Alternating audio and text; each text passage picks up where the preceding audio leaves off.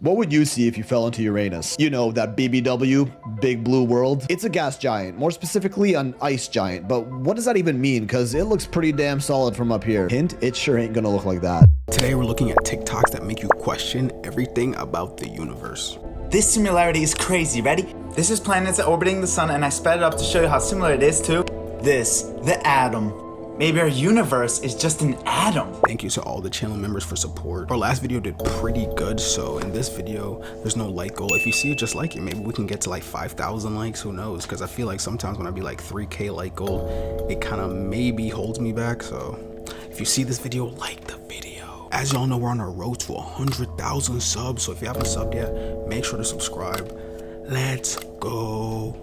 What would you see if you fell into Uranus? You know, that BBW, big blue world? It's a gas giant, more specifically an ice giant, but what does that even mean? Because it looks pretty damn solid from up here. Hint, it sure ain't gonna look like that. So after about 10 years of space travel, you approach the planet with your special indestructible suit that can survive anything. You pass by the rings, which, yes, Uranus does have rings, which go around it like this because of its 98-degree tilt, making it look like it's on its side. But these rings' density is so low that you might not even see anything when passing through it. Scattered matter, too far away to even see when you're inside it, kind of like walking through a fog. Then you enter the upper atmosphere and fall through clouds of hydrogen sulfide, which smells like rotten eggs, helium, and frozen methane gas. This methane gas is actually what gives the planet its blue-green tint, as it absorbs red light and reflects blue. Uranus is also the coldest planet in our solar system, with an average of negative 224 degrees Celsius, so it's about to go down real low. You continue to fall and break out of that first layer of gas and hear the sound of lightning below as you enter the second layer, liquid clouds. We're at about 25 times Earth's atmospheric pressure at this point, and the winds here are blowing around 900 kilometers an hour. So yeah, it kind of sucks. Surrounded by lightning and covered in methane rain, you continue to fall until you break through the bottom layer and see an ocean. Except this isn't the sea level ocean you'd find on Earth.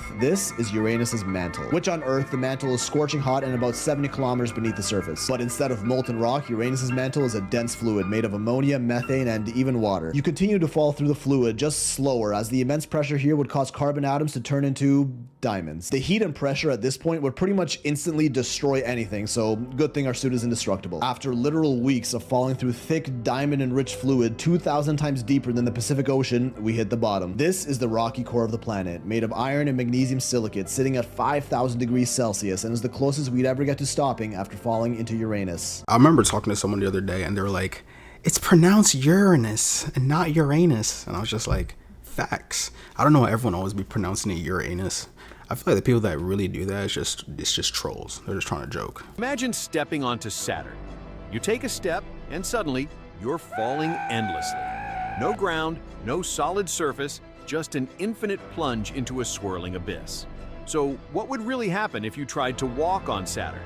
It may look like a giant marble floating in space, but it's nothing like Earth. Saturn is a gas giant made almost entirely of hydrogen and helium, meaning there's no land to stand on, only thick swirling clouds that go deeper than you can imagine.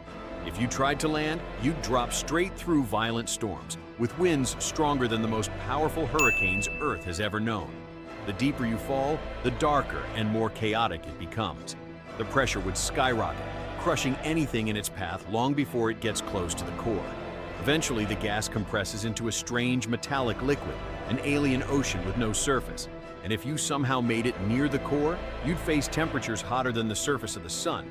So if you could explore any planet safely, which one would you pick, and how far would you dare to go? This is so crazy, but this is Earth, right? This is Jupiter. And this is Saturn and its rings. Just think about it. Look how massive this thing is versus Earth. Earth is so tiny, yet it takes days for us to fly from one corner of the world into another. Imagine that. Imagine if Earth was that size.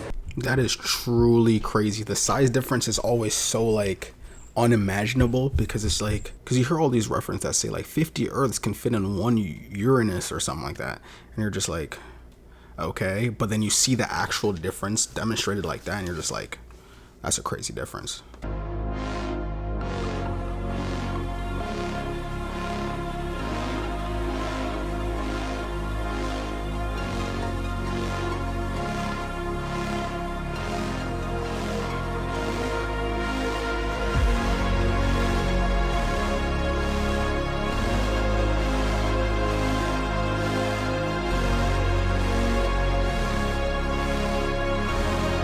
If you fell into a black hole, the gravitational pull would stretch you out in a process called spaghettification. As you get closer, the gravity at your feet would be much stronger than at your head, pulling you longer and thinner.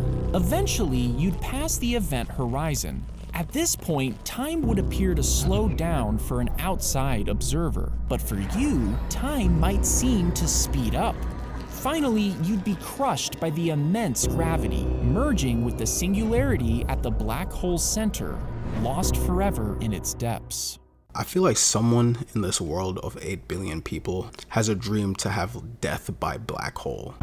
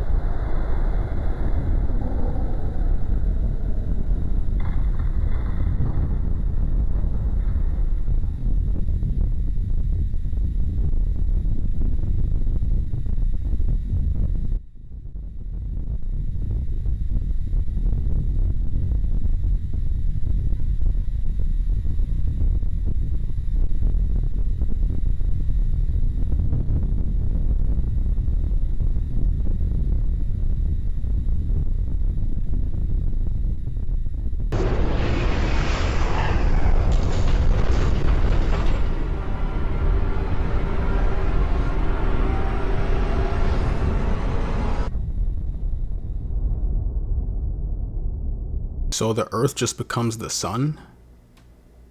The universe doesn't have a center or an edge. It's not expanding from any particular point, and the Big Bang didn't happen at a specific location. The center of the universe is everywhere. The universe is expanding from everywhere, and the Big Bang happened everywhere. According to the cosmological principle, the universe on the largest scales is homogeneous and isotropic. A fancy way of saying that it looks the same in every direction from all locations. Take any sufficiently large chunk of the universe and it looks pretty much identical to any other. Look in any direction from anywhere and you'll see roughly the same thing. On the grandest cosmic scales, there are no special places or directions that are distinguishable from any other. All cosmic vantage points are equal, and that has profound implications. It means that they say that this is the scariest space photo ever taken, and I don't think you really understand just how insane this is. This is a picture of Bruce McCandless, the very first human ever to do an untethered spacewalk. He went 100 meters, or about 330 feet, away from his space shuttle without anything connecting him to it. 290 kilometers off of the surface of Earth, surrounded by nothing but trillions of miles of empty space. The purpose of this was to test the manned maneuvering unit, essentially a space jetpack, and lucky for him, it worked, and he was able to make it back to the Challenger. When asked about the experience, he said that it was so cold that his teeth were chattering and he was shivering, but he felt a mix of personal elation and professional pride. Here's another picture of him getting ready to float away. It's been 40 years since this picture was taken, and it's still one of NASA's most iconic photographs, and the perfect symbol of human exploration and innovation. Why are you guys exploring Mars? What are you going to find there? We don't know. That's why we're going. Wait. That's not fair. Wait. No, there are two kinds of exploration. One of them is, I have no idea what I'm looking for, but maybe I'll find it when I see it. Okay. Another kind of exploration. You can't argue with him. I've learned it. Another kind of exploration is, we think we know what's going on, and we want to test our hypotheses. That's another kind of exploration. And one of them is there life somewhere else? We know there's life in at least one place in the universe, and that's called Earth. So what I want to do is go to the frozen surface of Jupiter's moon Europa, cut a hole, go ice fishing down there, put a submersible, see if something swims up to the camera and licks the lens. That's what I want to look for. Yeah. Look for light. Light. But Neil, you were looking for something. When was the last time you just went, I hope to discover something? No, you're always looking for something. No, but whenever we Let's talk about how f***ed up the universe is for a second. So we know that the universe is 13.8 billion years old, but what you might not know is that if any number of things had been different, it might not have been possible for either the stars or planets to form. What are the odds of that happening? We'll never know. Now, imagine what the odds are for a planet like Earth to end up where it did, in the perfect spot to sustain life, and then to receive the gift of water from asteroids deep out in space. And then somehow, in that water, which was the perfect distance from our sun, these organisms got their first kick of life. And for over 4 billion years, life defied every single odd and found a way to survive. And there is now a 4 billion year old unbroken chain of life that leads directly to you. Now, ignoring all of that, did you know that the odds of your parents meeting were about 1 in 20,000, but then another 1 in 2,000 for them to stay together long enough to actually have kids? And in the odds of reproduction, there was about a 1 in 400 quadrillion chance that kid was actually going to be you. Now, not only did you defy those odds, but so did your parents and your grandparents and every single ancestor that you have ever had. And I think that makes you pretty cool. Here are some Mandela effects that will make you question your own universe. And these aren't the ones that everyone talks about, this is some trippy shit. First up, we have the living reincarnation of Thanos' chin. Our beloved E.T. Now, we all know the quote is E.T. phone home. Adorable and classic. Now, what if I told you that that was wrong? And that the actual line is E.T. home phone? It doesn't even make sense. Next, we all know the classic Walt Disney Pictures, shooting star thing. Now, I bet we all remember when Tinkerbell was in the intro painting the dot on the eye. Now, what if I told you this never happened? She was never in it, it was never a thing. What? Next up, we all know the Three Little Pigs rhyme, ending with the classic, I'll huff and I'll puff and I'll blow your house down. Well, apparently that's wrong, and the quote is actually, I'll huff and I'll puff and I'll blow your house in. In? Eh? Now, from the hundreds, if not thousands, emojis that we have on our phone, everyone remembers the classic robber being on their phones, but this was never a thing. It was never an emoji. You guys want a part 2? Because I got more. Elon!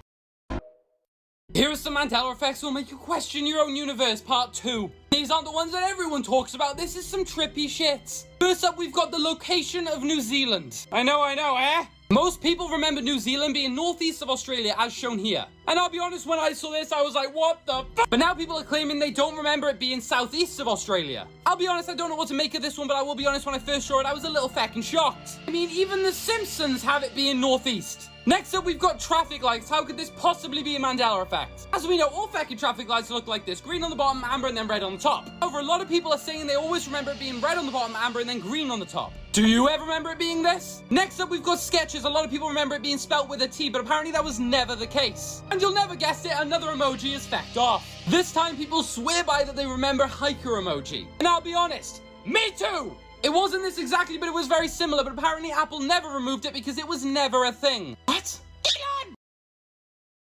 So I literally just woke up this morning and then I saw this in the sky. Is that the moon? It looks like it's getting closer.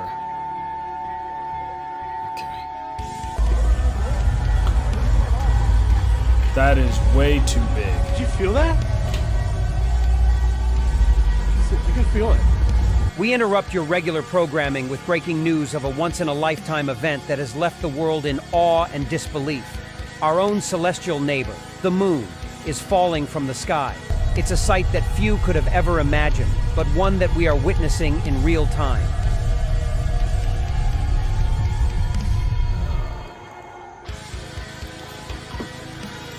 Scientists and astronomers are struggling to explain this phenomenon.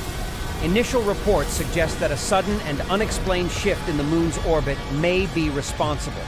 Experts from around the globe are gathering data, analyzing the situation, and trying to predict what the future holds.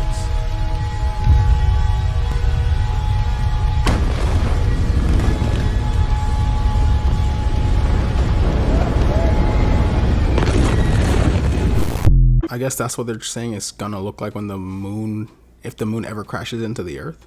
But I don't wanna live that way, reading into every word you say, smoking weed with you in the leaves in the fall, in the yard with your dog till the winter came. I smoke with you, 'cause you taught me to pass the time in your living room. Now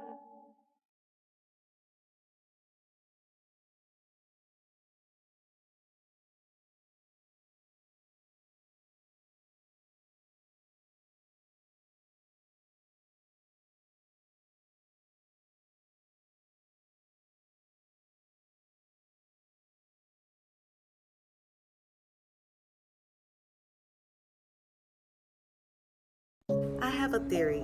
What if life as we know it is one giant loop?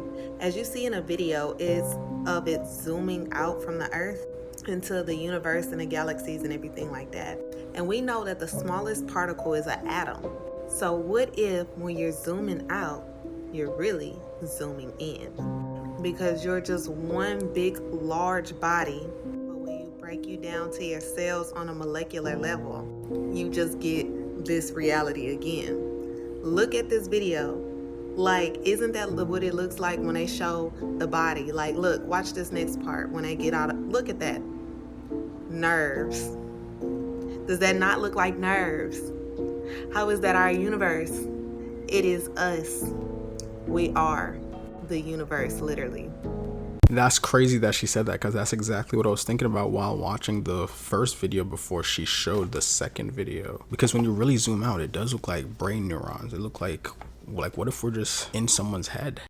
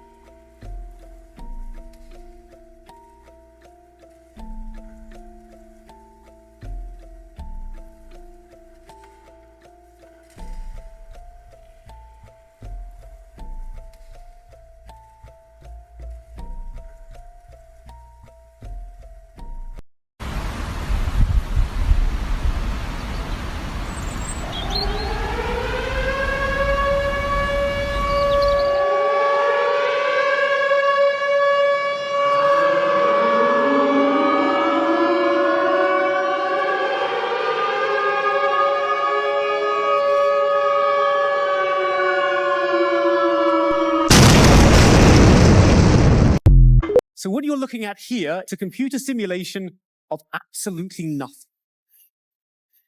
This is empty space, literally empty space with nothing in it. This is the simplest thing you could possibly imagine in the universe. And you can see it's an interesting place to be, empty space. It's not dull and boring. What you're looking at here is that even when the particles are taken out, the field still exists. The field is there. But what's more, the field is governed by the rules of quantum mechanics. And there's a principle in quantum mechanics, which is called the Heisenberg uncertainty principle, which says you're not allowed to sit still. And the field has to obey this. So even when there's nothing else there, the field is constantly bubbling and fluctuating in what's, quite honestly, a very complicated way. Okay? These are things that we call quantum vacuum fluctuations. But this is what nothingness looks like from the perspective of our current theories of. Please explain dark matter like I'm a moron. In brackets, I am. It's really easy to explain, actually. Dark matter, when we look out into the universe, we see lots of things. For example, the speed that galaxies rotate, or the way that galaxies interact together, or actually the oldest light in the universe called the cosmic microwave background and patterns in it, which are suggestive of there being some kind of particle. So that's like this stuff, like electrons and things, but some kind of particle that's quite heavy and does not interact with light. So that's why it's called dark matter. You can't see it because it doesn't interact with photons, but it dominates the universe, 5 times as much of it as there is of this stuff, out of which everything we can see is made. So that's what dark matter, the best theory for it. We see it by its gravitational interaction. However, it's not shown, it's not proven that's the case because we haven't detected the particle. And there are experiments everywhere in underground labs and so on, at Large Hadron Collider at CERN, where we're looking for these things, but we haven't seen them. And so that leaves open the possibility that there's something else going on that we don't understand. What terrifies you the most, an eternal universe or a finite universe? We say the universe began 13.8 billion years ago because we can measure the speed that all the galaxies are flying away from us. So you can run time backwards, if you like, to find out when they were all on top of each other. So we say the universe began 13.8 billion years ago. All we know really was the universe was very hot and very dense at that time. We have some theories that the universe was in existence before that. And that means that actually the universe could have always been there, eternal. Some people get upset about that. Some people would rather it had a beginning. The idea that it might have been around forever is more frightening somehow than the fact that it began. This similarity is crazy, ready? This is planets orbiting the sun and I sped it up to show you how similar it is to this, the atom. Maybe our universe is just an atom.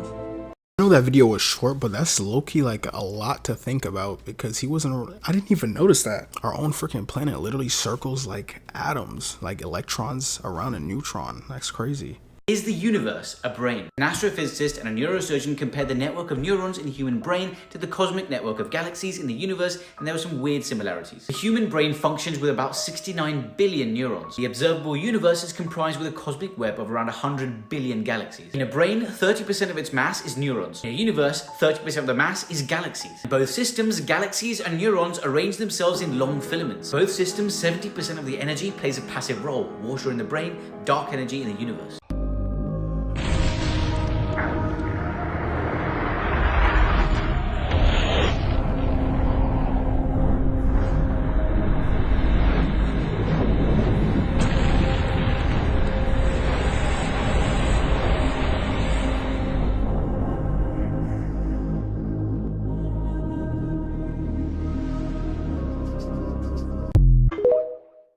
So what caused the Big Bang? What was before the Big Bang? In this video, I'll make it simple and quick for you guys to understand. The Big Bang is the stretching of space and time itself. The fabric of the universe that we live in is stretching apart as we speak. And we can see this. We see galaxies being dragged away by space and time. We see the light from galaxies being redshifted. They're elongating. This is because the universe is stretching and light is stretching with the light. So we see all the galaxies being redshifted around us, meaning that the universe is expanding in all points. Think of a balloon that's just being blown up really quickly. That's how the universe is, and we're being dragged along with it. So if you can imagine the entire universe expanding, if we rewind the tape back, you go back to a smaller, hotter, denser initial condition, where the entire universe we know today, all the matter, all the galaxies, all the planets and stars, even you and me, all the matter that makes us up, was once compressed to a tiny volume the size of a grapefruit. And that state was exceedingly hot. The matter we know today wasn't even there yet. It was some kind of weird quark gluon plasma, a weird type of matter. So from that state, the universe rapidly inflated. And that's really what the Big Bang describes. Anything before that initial state, we don't know. However, there are some ideas. One of the best ideas, based on the best available evidence, is eternal inflation. It involves quantum mechanics. But don't worry, I'll make it simple for you. Imagine a little volume of space and time, empty space. It's a vacuum, there's no particles in there, it's just empty space. Well, quantum mechanics shows us that even in the emptiest of empty spaces, there's still energy, there's still potential energy fluctuating in this quantum vacuum. So it turns out these are called inflaton fields, and we can describe these inflaton fields as potential energy wave functions. In other words, the energy states in these fields can fluctuate, they can change over time. That's just a random nature of quantum mechanics. These things can fluctuate randomly. Now, there's one particular state at a plateau or peak called a false vacuum state. And naturally, things at their peak states want to go down to a lower state, and this is what happens over time. It goes from a false vacuum and it slowly rolls down into a true vacuum state. But going from that high state to that low state in a slow fashion, that process can precipitate things like inflaton particles. This is like baryonic matter, like quarks and gluons, very tiny subatomic particles, the fundamental ingredients of what makes us up. So from that empty space, there's still energy there, fluctuating, and certain fluctuations can yield inflaton particles. And it turns out that this particular fluctuation causes the inflaton field to inflate rapidly, super rapidly. So from this inflaton field that fluctuates, we can get that quark gluon plasma that I was talking about before, the stuff that the Big Bang talks about. And as the universe inflates after that, it gets colder. As the volume increases, the average temperature decreases. So the universe inflates, it gets colder, and atoms form. Nuclei form, atoms, helium, hydrogen, the building blocks of stars. Then stars form. As the universe inflates even more, it gets colder, stars form. They undergo nuclear fusion, they produce elements, heavier elements, the stuff we're made of, like carbon and oxygen. Stars, and then galaxies. And then that gravitational force caused by that dark matter in those galaxies slow down the inflation. They slow down the expansion a little bit. But the universe still inflates. The more it inflates, the more it thins out. The vacuum energy takes a hold again, continues to expand further and further. And that's really where we are today, about 14 billion years after that initial rapid inflation. So that is the whole picture in very simple terms. Now, what's the evidence of eternal inflation? Well, there's two things. We have the CMB radiation that we see. This is a map of the entire universe in terms of microwave energy. Now, this energy seems to be homogeneous throughout the universe. It seems very uniform. And for many years, scientists could not explain why the universe seems to be so uniform. I mean, 360 degrees all around us. Why?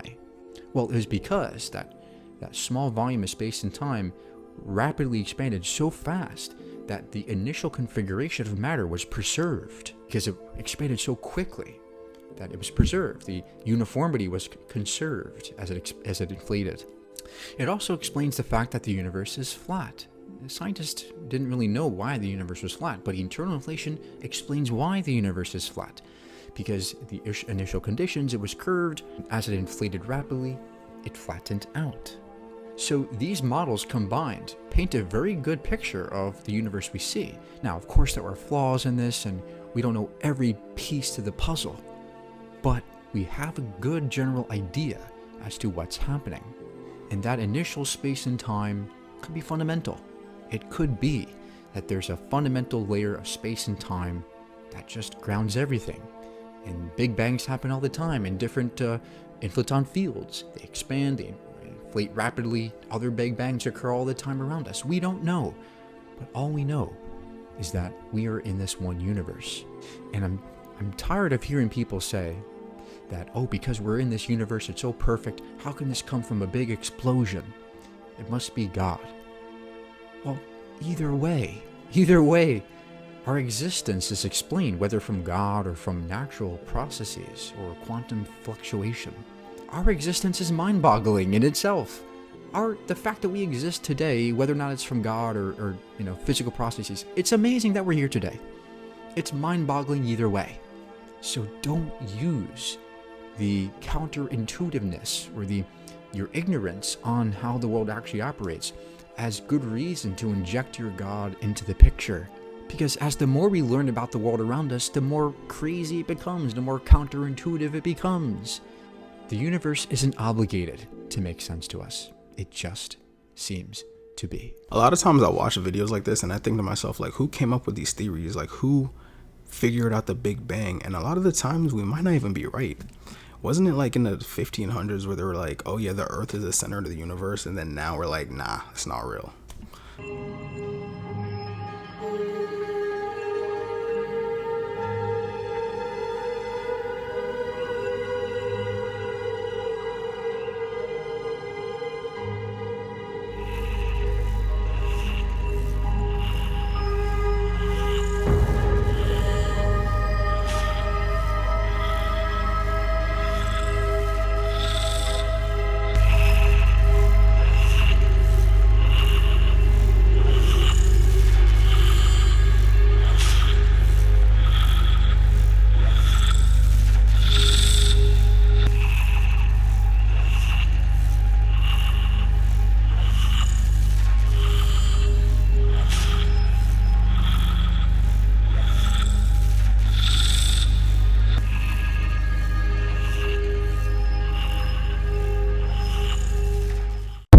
Let's talk about what could potentially be beyond the observable universe. So the first theory is that there is a void, or a whole bunch of nothingness. It's possible that outside our universe there is absolutely nothing. We've seen these empty spaces in our own universe, and they are filled with what we call dark matter, which is just an invisible gravitational force that sort of keeps things in position. While studying a cluster of galaxies, scientists noticed that they were all moving in a similar direction in the universe at about 2,000 miles per hour. This is when they created the theory known as dark flow. Imagine something similar to a black hole, except much stronger and much bigger than our entire universe. Now, some researchers believe that the universe is actually just a big sphere, and that no matter how much you try and get outside of it, you will always end up going around it, so you will end back at the same place where you started. And finally, we have the multiverse theory. So basically, like setting up multiple mirrors in front of each other and seeing a never-ending reflection of itself, these multiverses are exact copies of our own.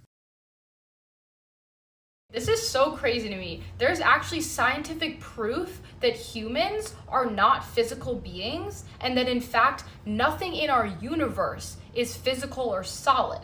This is a picture of a quark.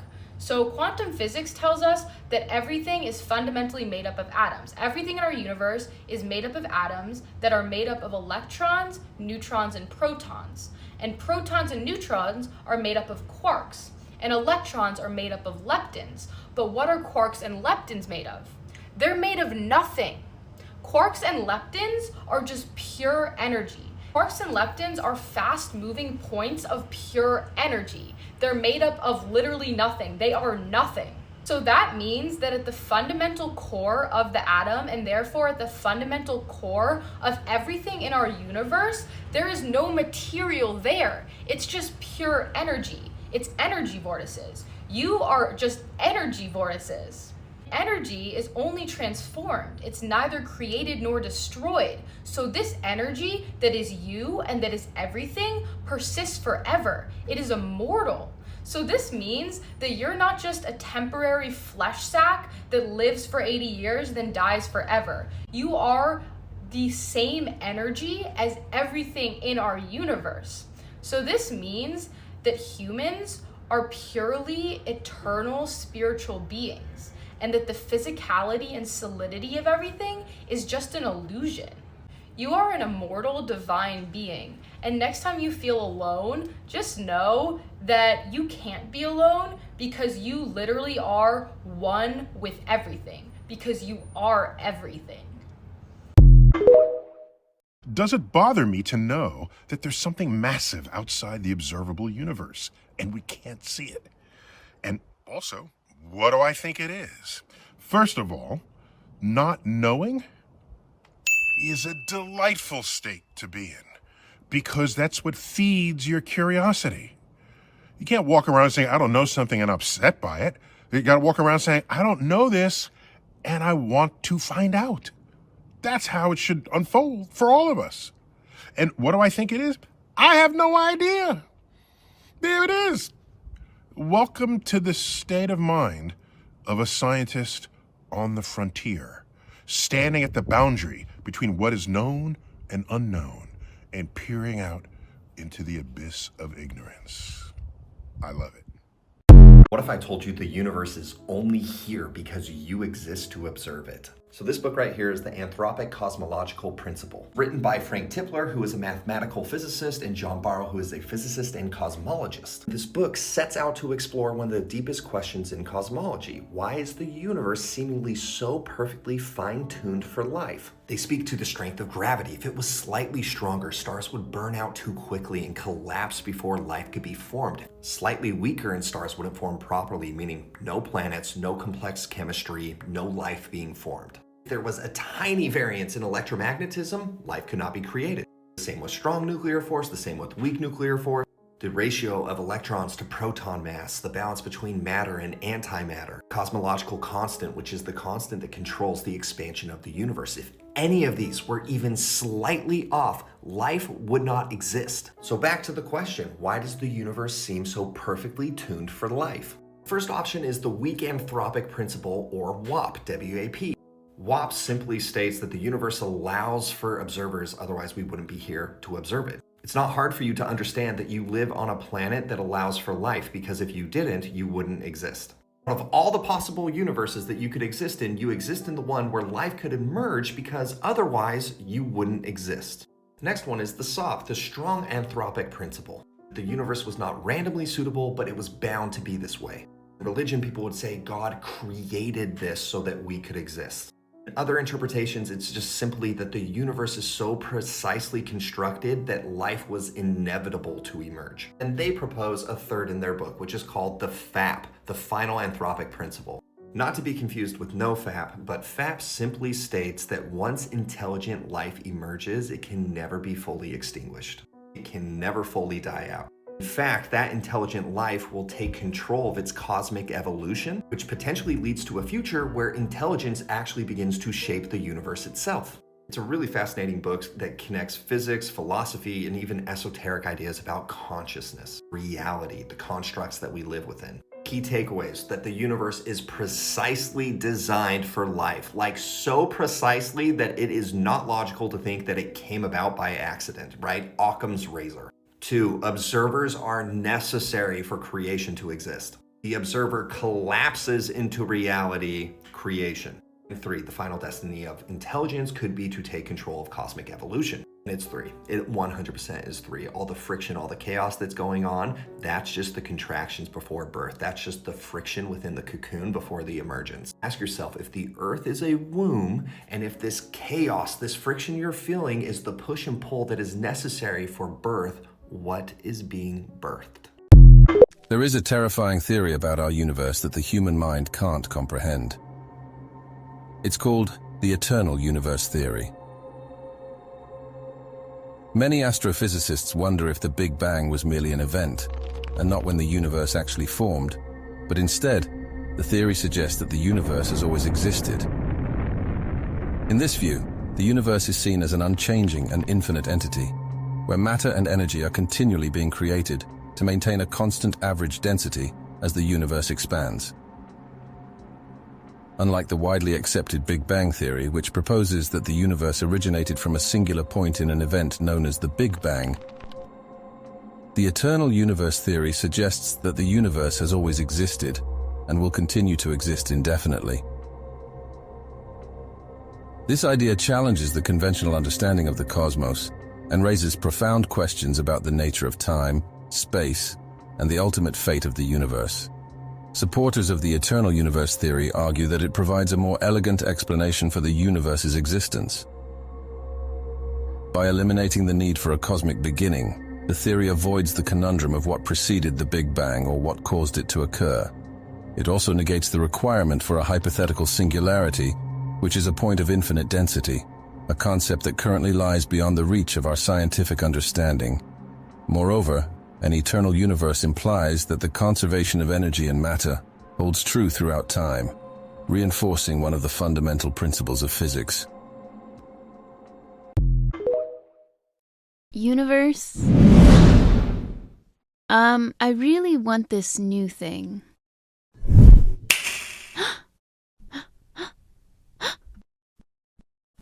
Wait! Why did you change everything? To make room. But I want the new thing and everything else. I want it to stay the same, but still get the new thing. Getting this requires you to grow to be eligible for it. In your case, you were being held back by all of these things. So I removed the things holding you back. I chose the safest path for you. But now things are too different. I want to go back. You want to go back to how things were? Yes. It's too scary here now. You can have the life that you used to have. You're allowed to settle or stop progressing whenever you want, but you'll relive the same experiences again and again and again until you integrate them. You'll fall back into your old patterns, be around the same people with the same mindsets that you've outgrown, relive the same feelings, feel the same fears, and be held back by the same apprehension forever. You won't grow or expand. Are you sure you want to go backwards? Well, now that you put it that way, no, I'm not. But I don't want to be here either. I'm just uncomfortable. Of course you are. You're in between two chapters of your life. You're releasing a lot in order to make room for bigger and better things. You're still on the right path, even if it feels uncomfortable right now.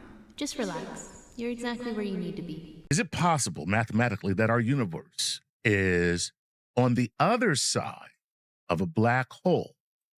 And could there be more universes on the other sides of black holes? That's a great question. If you fall in, your time slows down relative to what you just came from. Right. and you'll see the entire future history of the universe unfold. Right. As you go down and emerge, a whole other space-time opens up in front of you. But general relativity works in all these other ways. And this is a prediction of something that has worked so well. Mm-hmm. It's intriguing. The universe that has the most universes, right, is the universe that has the most black holes. The universe, right, this is beyond which you cannot see, okay, has all the same properties as the event horizon of a black hole. That's actually crazy. That reminded me of Interstellar, like how they were using black holes to travel to other points in the universe. You get what I'm trying to say? So pretty much in Interstellar, what they were saying is like black holes work like this, right? I'm gonna get y'all right. So point here, point here. Can you guys see that? So look, 2 points, right? Instead of going down like this, the black hole makes it faster and you just go through. I know, it's crazy. Definitely check out, if you guys haven't seen Interstellar, make sure to watch Interstellar, dude. If you haven't seen Interstellar, make sure to watch Interstellar. It's an amazing movie, one of my top 5. If the world spirals into full-scale global conflict, and let's be honest, it's not looking good at this point, here's how you stay alive. These are your 5 steps to survive World War III. Pay attention, share, and follow. Cities, ports, military bases, they'll be the first to burn. If you're near DC, NYC, a NATO base, get out. Map multiple bug out routes, have a plan B, C, and D. When the sirens wail, it's already too late. When the nukes or missiles hit, walls save lives. Use sandbags, barrels, even dirt or scrap metal to shield yourself. No bunker, reinforce what you've got.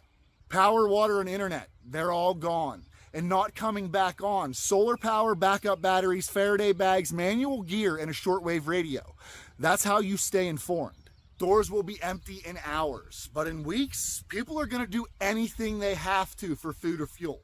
Stock water filters, meds, shelf-stable food, fuel, and hygiene gear. Barter smart and always stay armed. Don't light up at night. Don't broadcast your scent, don't get found. Blackout curtains, silent cooking setups, and muffled generators will save your life more than any rifle. Surviving World War III won't be about gear or guns. It'll be about timing, silence, and strategy. Let me know your thoughts in the comments and follow for more survival tips. Do y'all actually think World War III is going to be that crazy? Because it sounded like it was giving like a zombie apocalypse like tutorial. Because I'm like, I don't know if World War III is gonna have like America getting completely nuked, and if it does, we're toasted. Remember, the government said aliens are in the ocean, and now we're seeing every one of them in the air. What if aliens are not coming down to us? They're actually trying to leave. Yeah, I heard that theory. Yeah, because it makes sense. Because in the forest, if fire burns down the forest, the instinct of the animal is to leave. So all aliens we're finally seeing, because they're finally coming up from the ocean. That's where they're going, fam. Because theory is, what if there's something already set for the world, whether it be it expands into a different reality, shit just gets destroyed. But I feel like that theory with the aliens leaving, I think it holds true, because it does feel like people are getting ready for something. Yeah. And whether it be asteroid, whether it be just like even war, something is coming, and it's kind of inevitable. I don't want to like manifest that. I don't want to like put that out into the world. And all I'm gonna say is be careful what you believe. Like if the Project Bluebeam says that something will come down to save us, and then that's the one we praise. Remember, believe the right thing. You know what I mean? All our society is run by insane people for insane objectives. You know? And I think that's what I sussed when I was 16 and 12 way down the line, but I expressed it differently all through my life. It's the same thing I'm expressing all the time, but now I can put it into that sentence that I think we're being run by maniacs for maniacal ends. You know, if anybody can put on paper what our government and the American government, etc., and the Russian, what they are actually trying to do, you know, and what they think they're doing, I'd be very pleased to know what they think they're doing. I think they're all insane, you know, but I'm liable to be put away as insane for expressing that. You know, that's what's insane about Government conspiracies that actually turned out to be true. Make sure you check out part 1 about the heart attack gun. In this video, we're gonna talk about the Dead Baby Project. Now, this was called Project Sunshine, which is a really messed up name, and you'll realize why after I tell the story. So the original theory was that the government was stealing dead bodies to do radioactive testing. And the truth is, the government was stealing parts of dead bodies. But they specifically needed young tissue, so they were stealing from dead babies. These were all recently deceased babies or children, and they would take samples of their tissue and sometimes even their limbs. Each of these were collected without permission from grieving families. They did this to over 1,500 grieving families. It could be more, we'll just never know.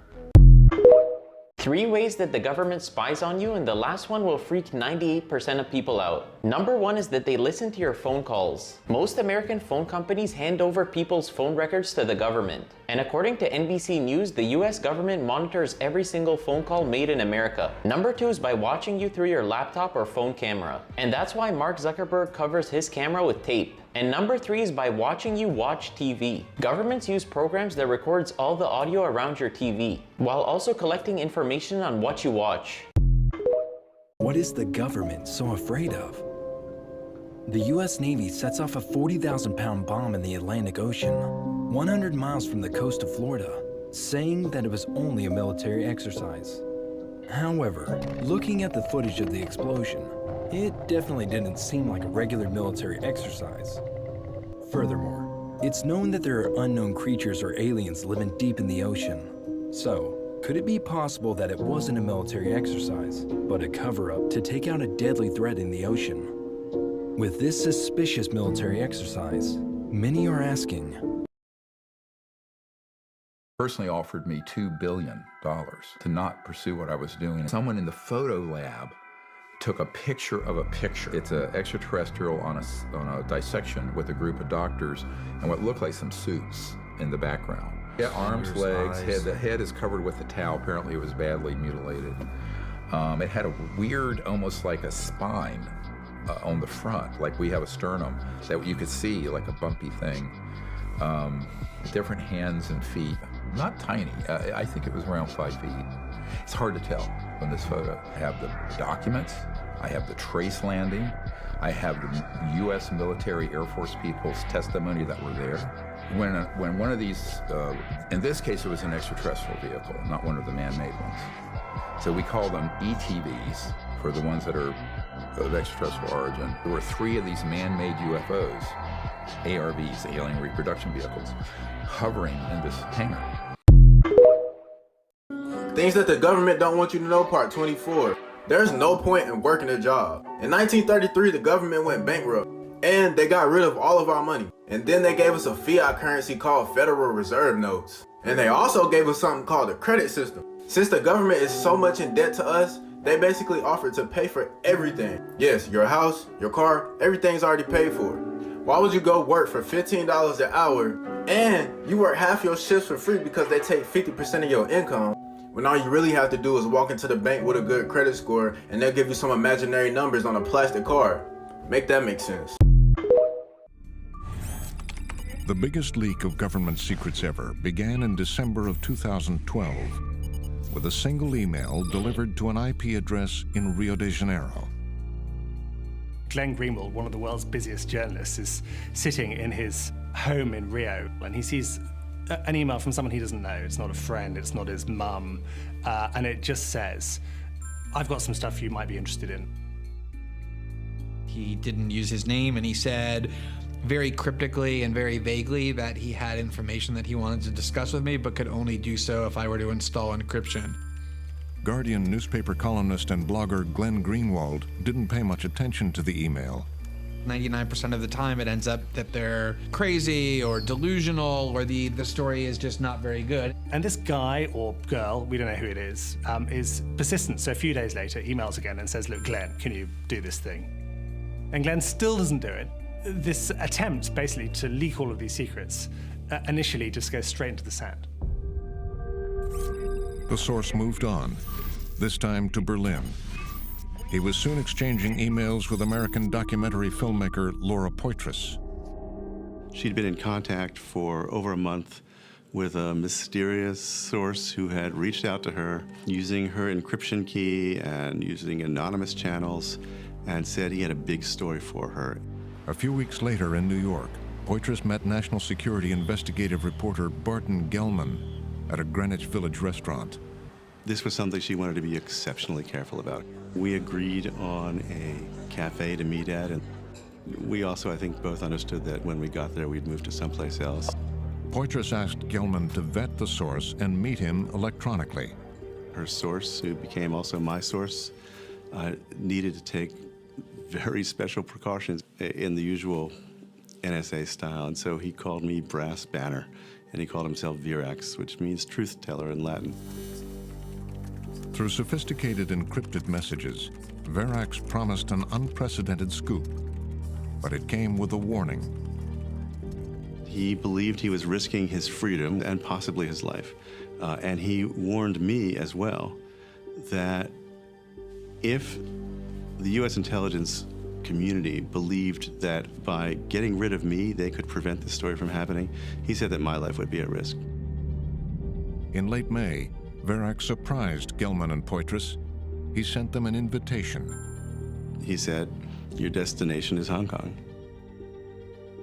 Poitras wanted to go. Barton Gilman, worried about a secret meeting in a foreign country like China, decided not to. But Poitras knew someone who might join her. That spring, Glenn Greenwald arrived in New York to deliver a speech. And we met that night in my hotel in the lobby, and she showed me these emails that she had been exchanging with this person who was claiming that he was a national security state insider with access to very sensitive information that he believed to be very incriminating, and stated very definitively that he wanted to turn it over to her and to me. Greenwald decided to join Poitras. We all knew that this was incredibly risky and uncertain, but the story had to be reported. In June, Poitras and Greenwald headed to the airport. I think they're kind of quite excited, but there's also a sort of feeling that maybe this is just the most terrific hoax. They were joined by Ewan McCaskill, a veteran Guardian reporter. At the time, I didn't think it was for real, didn't take it that seriously, and thought it was a slightly obscure story. Once they were finally airborne, Poitras thought it was safe to share with Greenwald something the source had securely sent to her. That's kind of quite a moment there in a secure space, and so Laura creeps forward to go and see Glenn. Laura whips out this thumb drive and in a very sort of almost mischievous way says, you know, guess what this is, and told me that she had just received a fairly large archive of documents. They kind of can't control their excitement because this is clearly the biggest story that anyone's worked on since the Pentagon Papers in the 1970s. That were about a wide range of surveillance activities that came directly from some of the most sensitive areas of the agency. I could see out the corner of my eye Glenn with the light on throughout this 13-hour flight, you know, reading on his laptop all the time, Laura coming to see him, them having chats, and Glenn getting more and more excited. We essentially couldn't believe what it was that we had, and that was really the first time I think I fully understood that this was going to be unlike any other story really ever in American journalism or politics. In Hong Kong, Greenwald and the others traveled to a hotel in Kowloon. Snowden's instructions to Glenn and Laura are like a kind of magical mystery tour crossed with something out of John le Carré. He tells them to go to a hotel, the Mirror Hotel in Hong Kong, and says that he will meet them in a less trafficked part of the hotel next to a shopping mall by a bench and a crocodile. We had still no idea of who he was, what his age was, what his race was. We knew nothing about him demographically at all. And so the plan that he picked was that he would be holding a Rubik's Cube in his hand so that when he entered the room, we would immediately know who he was. All of a sudden, this guy comes past with a Rubik's Cube, scramble up, which is part of the kind of code. But the man before them is not what they expected. They expected some grizzled CIA veteran wearing a blue blazer, maybe with a bit of dandruff, with a tie, receding grey hair, and they get this callow, sort of thin-limbed student type who looks as if he's just out of high school, and he is their source. And he's basically the guy who's got the crown jewels. When this 29-year-old kid who looked a lot younger shows up, it was extremely disorienting and introduced a real awkwardness to our interaction and kind of a shock. Edward Snowden led the group upstairs to his room. In his bedroom, by the door, he'd piled pillows as high up the door jambs as he could and pillows along the bottom. So if somebody was outside eavesdropping, it would make it harder for them. There was always this kind of uncertainty, one might even say danger, hovering over the room, especially for the first few days, because we didn't know what the NSA knew about what he was doing. So we thought it was very possible that the door could be barged down at any moment and someone could enter to arrest Snowden. They painstakingly debriefed Snowden for days. At one point, Guardian reporter Ewan McCaskill sent a text message to his editor in New York, Janine Gibson. Janine knew that I liked Guinness, so she said, if Snowden is for real, send me a message and just say the Guinness is good. And I was 100% sure that Snowden and the documents were for real. I sent a message to Janine saying the Guinness is good. The documents Snowden delivered revealed the history and details of one of the United States government's most closely guarded secrets. It was known as the program. The program began on September 11, 2001, at Fort Meade in Maryland. Biggest story in Washington now, people talking about Michael Jordan's comeback. The headquarters for the National Security Does it look Agency. like September or what? What a gorgeous day. I'm in my office. Remember the day? Brilliantly clear day, clear blue skies. I was in a suite waiting for a meeting, and we had started up the hallway to his office when the first plane hit the tower. My executive assistant, a young woman, came in and said, hey, we got reports of a plane hitting the World Trade Center, and like 300 million other Americans, I thought, wow, small plane, sport plane, accident, too bad. That looks like a second plane. That just exploded. My poor security chief didn't even have a chance to speak. I just turned to him and said, all non-essential personnel out of here now. Oh my goodness, there is smoke pouring out of the Pentagon. Everybody had the TV on because the TV is where the news was. It wasn't coming out of NSA's computers. It was on the TV because we had missed the entire event. This is a live picture. Oh my God. It was a enormous shock that you have this huge agency set up to prevent a surprise attack, and they learn about it on a $300 television set tuned to CNN in the director's office. At the White House, there was chaos, a near total evacuation. Secret Service bursts into the vice president's office, basically frog marches him by one arm and the seat of his pants into this deep underground shelter that was built to withstand nuclear war. Almost immediately, Cheney directed his lawyer, David Addington, to prepare the case for the president to exercise his unilateral authority as commander-in-chief. David Addington, principal of the vice president, was interested in ensuring that the president's constitutional authority was used to its fullest. Cheney says, I want you to tell me what powers we're going to need, the president's going to need, that he doesn't already have to respond to this calamity. And they decide that they're going to push every boundary they have. Addington at one point says we're going to push and push and push until some larger force makes us stop. Tours of the Capitol will be canceled indefinitely. Received 4,000 reports of bombs and fire. On September 12th at NSA headquarters, the mood was somber. Question, where did it all begin?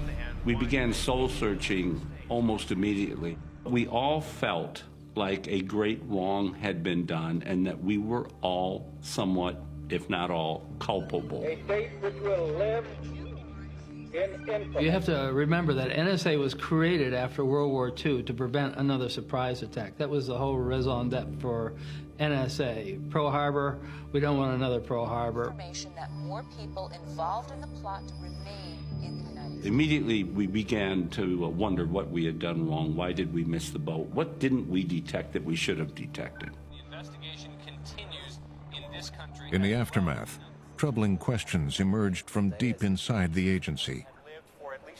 Why hadn't the NSA been able to connect the dots? It was a very cautious agency. It's an agency that is fighting with one hand tied behind its back out of a fear of a political backlash by being too aggressive.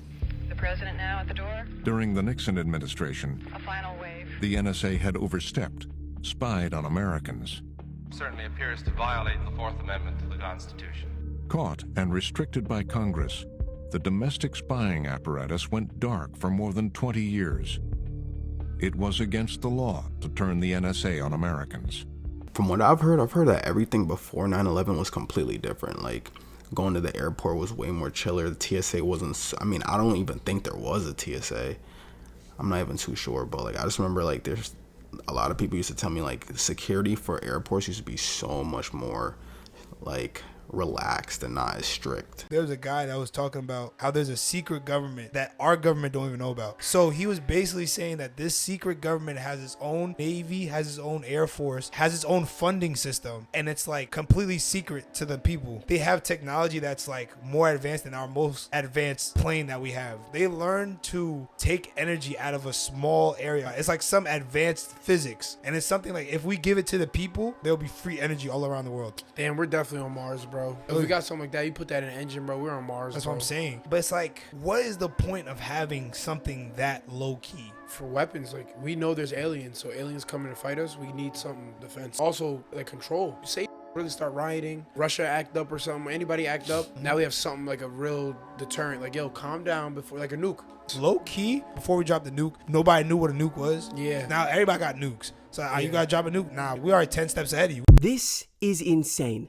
Something happened in Texas this week that should have made national headlines, but it didn't because we were all so focused on the military parade and Iran and Israel. But not only were 244 child sex offenders arrested, but 109 children were rescued during an investigation known as Operation Sutaria Shield. And this thing was a massive months-long collaborative effort between 70 local law enforcement agencies and the FBI. It details like how these predators were luring in children, because it wasn't just through social media, but even through online gaming as well. And they suggest that these 244 could just be the tip of the iceberg, because during the operation, investigators seized extensive volumes of digital evidence, which they say may lead to the arrests of even more perpetrators. And I can't believe I missed this. So everyone should know 109 children were rescued this week and 244 predators have been caught.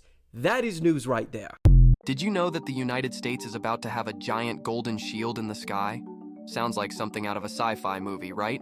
But no, this is the Golden Dome, a massive space-based missile defense system proposed by Donald Trump, with an estimated cost of over $500 billion.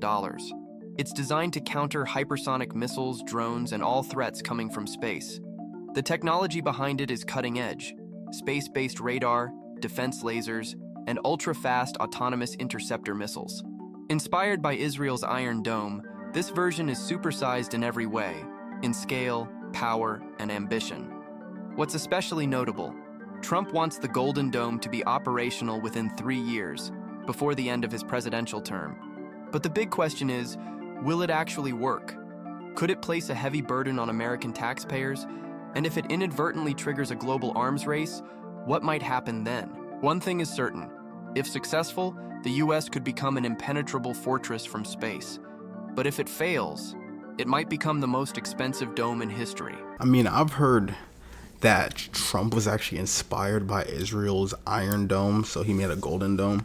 And I heard that Israel's Iron Dome is only like 90% effective, because when Iran retaliated the other day, I looked at all of this on stream. If you guys were there on my stream on Saturday, there was like 500 people while I was streaming. Absolutely amazing. Thank you guys so much for that. But we saw that when Iran retaliated against Israel, a lot of the bombs actually came through their Iron Dome. So the effectiveness is kind of wobbly, but You know what I'm saying? It definitely protected, I think, majority of the attacks. Did you know the black box that everyone desperately searches for after a plane crash is actually not one but two devices? The first one is called the cockpit voice recorder. You can think of it as a high-end recorder with 4 microphones. One captures communication between the pilots and air traffic control to record conversations between the pilots themselves. The last one picks up ambient sounds inside the cockpit. Things like button clicks, alarms, even knocks and breathing sounds can all be recorded. The second black box is the flight data recorder. It continuously tracks the plane's altitude, speed, heading, position. Some advanced models can even generate 3D animations from the data,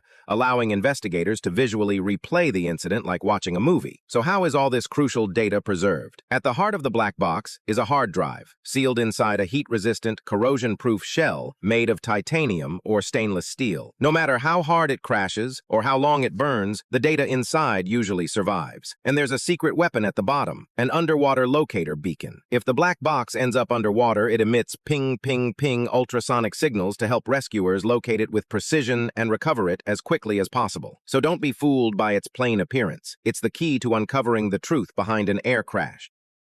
Science now says that if you had a rough childhood growing up, your brain appears to mature faster for emotional survival, which explains why certain kids don't do well in school. So in the next minute, I'll explain the hidden cost of adversity and what it does to our brain and how we can shift from surviving to thriving. A recent study scanned the brains of thousands of kids who faced childhood adversity, such as serious illness, family conflict, and relocation. And what's fascinating is that the brain's emotional centers, such as the amygdala and the hippocampus, had weaker connections, suggesting that the brain's emotional system is maturing faster to help these kids adapt to stress. And in the study, kids with these brain patterns showed fewer signs of anxiety and depression. But the hidden cost of this is academic performance. Because the brain is prioritizing emotional survival, things such as learning, memory, and attention get thrown in the backseat. And to shift from surviving to thriving, the Harvard Center on Developing Children recommends that we support nurturing relationships that invites trust in these kids. And through the safety, caretakers can then guide these kids through real-life skills such as naming, navigating, and expressing these emotions, because true resilience isn't taught overnight, it must be experienced by these kids. Key takeaway here is that what doesn't kill you makes you stronger, because your brain is constantly adapting itself, and with the right support, you can thrive. India flight from Ahmedabad to London was carrying 242 people, 230 passengers and 12 crew members. All lost their lives except one survived. Interestingly, a man seated in 11A near an emergency exit reportedly pushed the damaged emergency door after the crash. Mysteriously, a man walked out of the plane with no serious injury. We'll look at the various scenarios, how it might have crashed. Was it dual engine failure, or the shield of flaps are retracted or not retracted? All analysis in the video ahead. Here is the detailed timeline. At 1:39 p.m., Flight AI-171 took off from runway 23 at Sardar Vallabhbhai Patel International Airport in Ahmedabad. Weather conditions were reported to be stable with clear skies and good visibility, ideal for flying. Moments after takeoff, the aircraft climbed to an altitude of approximately 625 feet, or about 191 meters. Then, without warning, it began to lose altitude rapidly. Within a few minutes, around 1:42 p.m. It is here the flight crew made a distress call, declaring a mayday to air traffic control. This urgent signal indicated a critical emergency. Tragically, it was the last communication ever received from the aircraft. In the 2 minutes that followed, radar and DSB tracking data showed that the aircraft had vanished from monitoring systems, indicating a sudden and uncontrollable descent. At around 1:44 p.m., the aircraft crashed into Meghani Nagar, a densely populated neighborhood just outside the airport perimeter. The plane struck a hostel building on the campus of BJ Medical College, where students were inside. The impact caused a massive explosion, followed by thick plumes of black smoke rising above the crash site. We do have several possible scenarios to consider. However, it's important to remember that the investigation is still ongoing, so these should be taken with a grain of salt. One particularly remarkable detail has emerged. The sole survivor of the Air India Flight AI-171 crash reportedly heard a loud noise just 30 seconds after takeoff. We'll come back to that, but for now, let's take a look at how he managed to survive. The passenger, Vishways, was seated in 11A, a seat located in the first row of the economy cabin, close to an emergency exit on the Boeing 787 Dreamliner. As the aircraft began to lose altitude rapidly and headed toward a residential area, it was initially unclear whether it had struck a building. However, according to reports, Vishwas reportedly managed to push open the damaged emergency door and walk out of the wreckage. Contrary to earlier reports suggesting he had jumped, he actually walked away from the crash site. This was possible because the plane had only climbed to about 625 feet before losing control, meaning it was flying at a relatively low altitude. Such an escape may have been physically possible under these circumstances. It all remains incredibly dangerous and nearly unimaginable. Coming back to the survivor, he reported hearing a loud bang shortly after takeoff. This sound might have been an engine failure. What's puzzling is that no smoke was visible in any of the video footage taken at the time. That absence of visible smoke raises the possibility that both engines may have lost thrust simultaneously. Such a scenario could result from a mechanical failure within the engines or a problem with the aircraft's fuel system. Either way, losing thrust from both engines right after takeoff would make it extremely difficult, if not impossible, for the aircraft to gain altitude or maintain controlled flight. There's also speculation about a potential mechanical failure involving the aircraft's control surfaces, specifically the flaps, which play a crucial role in generating lift during takeoff. Any malfunction here could have resulted in an immediate and dangerous drop in altitude. On the Boeing 787 Dreamliner, including those operated by Air India, standard procedure during takeoff involves extending the flaps to a specific setting, typically flaps 5 or higher. The exact setting depends on the aircraft's weight, the runway length, and other performance-related factors. Once the aircraft has safely accelerated and gained altitude, the flaps are gradually retracted. This process is essential for transitioning the aircraft into climb mode. However, in the case of the Air India crash in Ahmedabad, it appears the flaps were either fully retracted or not extended at all during takeoff, an abnormal and highly dangerous condition. Taking off with flaps retracted or retracting them too soon drastically reduces lift at low speeds and altitudes. This compromises the aircraft's ability to climb and significantly increases the risk of a stall or complete loss of control. Just wanted to let you know, I was flying on a different version of a Boeing plane during my... It's also very important to study another case plane crash scenario which hit a bird to help us understand better. This South Korean airline was granted permission to land from the south on runway 1 northward. But control tower cautions against bird activity, so the aircraft made a slight deviation in flight path. The pilot declares Mayday after it hit a couple of birds, and it was instructed to make a go-around and land on runway 19 southward. It was at this moment the airplane encountered another problem with the landing gear, which did not open. Finally, the plane had to make a belly landing with what was supposedly a landing gear failure because it hit in the middle of the runway and crashed into the elevated localizer antenna and concrete, erupting into a huge fireball, while the tail section remained intact. More details all in the video ahead. Let's take a closer look at the airport and its surroundings. The airport is located near the ocean, giving it a scenic yet strategic position. The primary feature of the airport is its single runway, designated runway 0119, which measures 2,800 meters, which is approximately 9,186 feet in length. While this may seem relatively short for an international airport, it is more than adequate under normal circumstances. For comparison, depending on landing weight and runway conditions, aircraft like the Boeing 737 can safely land on runways as short as 1,500 meters. This is around 4,900 feet. This makes the runway at the airport more than sufficient for standard operations. Now let's move to a top-down camera angle for a broader view. As you can see, the area features known bird feeding and roosting zones. These are distributed across approximately 4 distinct areas, spanning from the southern to the northern edges of the airport vicinity. These zones are important to consider for both environmental monitoring and aviation safety. And finally, we have the localizer. Normally, on an airport with a runway at the end, you don't have a wall-like structure. The concrete structure holds a navigation system that assists aircraft landings and takeoffs. At 4 meters high, it is covered with dirt and was raised to keep the localizer level with the runway to ensure it functions properly. The black box recorder has been transported to Seoul, where analysis began immediately after the arrival of the investigation team. The Ministry of Transport has also released the following detailed timeline of events. At 8:54 local time, Muwon Airport Air Traffic Control, ATC, clears Flight 7C2. Yeah, we also looked at that on the live stream Saturday. If you guys were there, we saw that this dude actually survived. He was actually on the plane, because I remember I had a theory that maybe when the plane hit the building, he was in the building, got stunned, and then like thought that he was in the plane or something like that. But like now that actually has his ticket, and he was seated in seat 11A, and he somehow survived a plane crash, which is crazy. You know that meme where it shows a president before and after they got elected? And in the after picture, it looks like they literally aged 10 years. Almost as if somebody yanked them into a room and told them all of the world's secrets. Well, it's rumored that this is because of the 4-hour tape. And listen guys, you gotta stick around for this one because this is a wild story.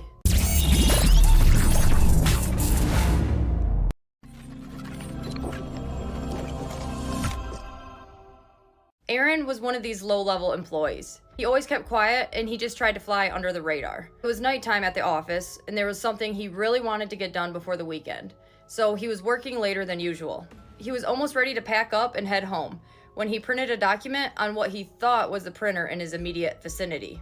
The notification on his computer showed that the document was being printed, but he didn't hear any noise or paper coming from the printer. That's when he checked the name of the device he selected. He noticed it was being printed at another printer on a completely different floor. Now, normally a person would have just forgotten about that and reprinted the document on the right printer, but there's a really strict rule on making sure that all confidential documents are accounted for. He got up, went to the elevator, and rode to the 7th floor. As the elevator doors opened, he noticed that the entire floor was dark. He spotted the printer across the room and started making his way towards it. But before he got to the printer, he noticed a glow coming from one of the meeting rooms down the hall. Being the nice guy he is, he figured he'd go down and turn the light off and save the office a little bit of money. As he stepped into the room and reached for the light switch, he was startled to see a group of about 10 men all huddled around a snack table. And there were rows of the fanciest folding chairs he'd probably ever seen.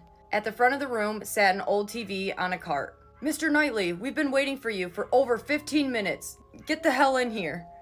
Aaron began to stutter as he tried to tell him that you got the wrong guy, but he was immediately cut off. "I don't care why you're late, just get in here, grab a plate of snacks, and sit down. We're starting soon.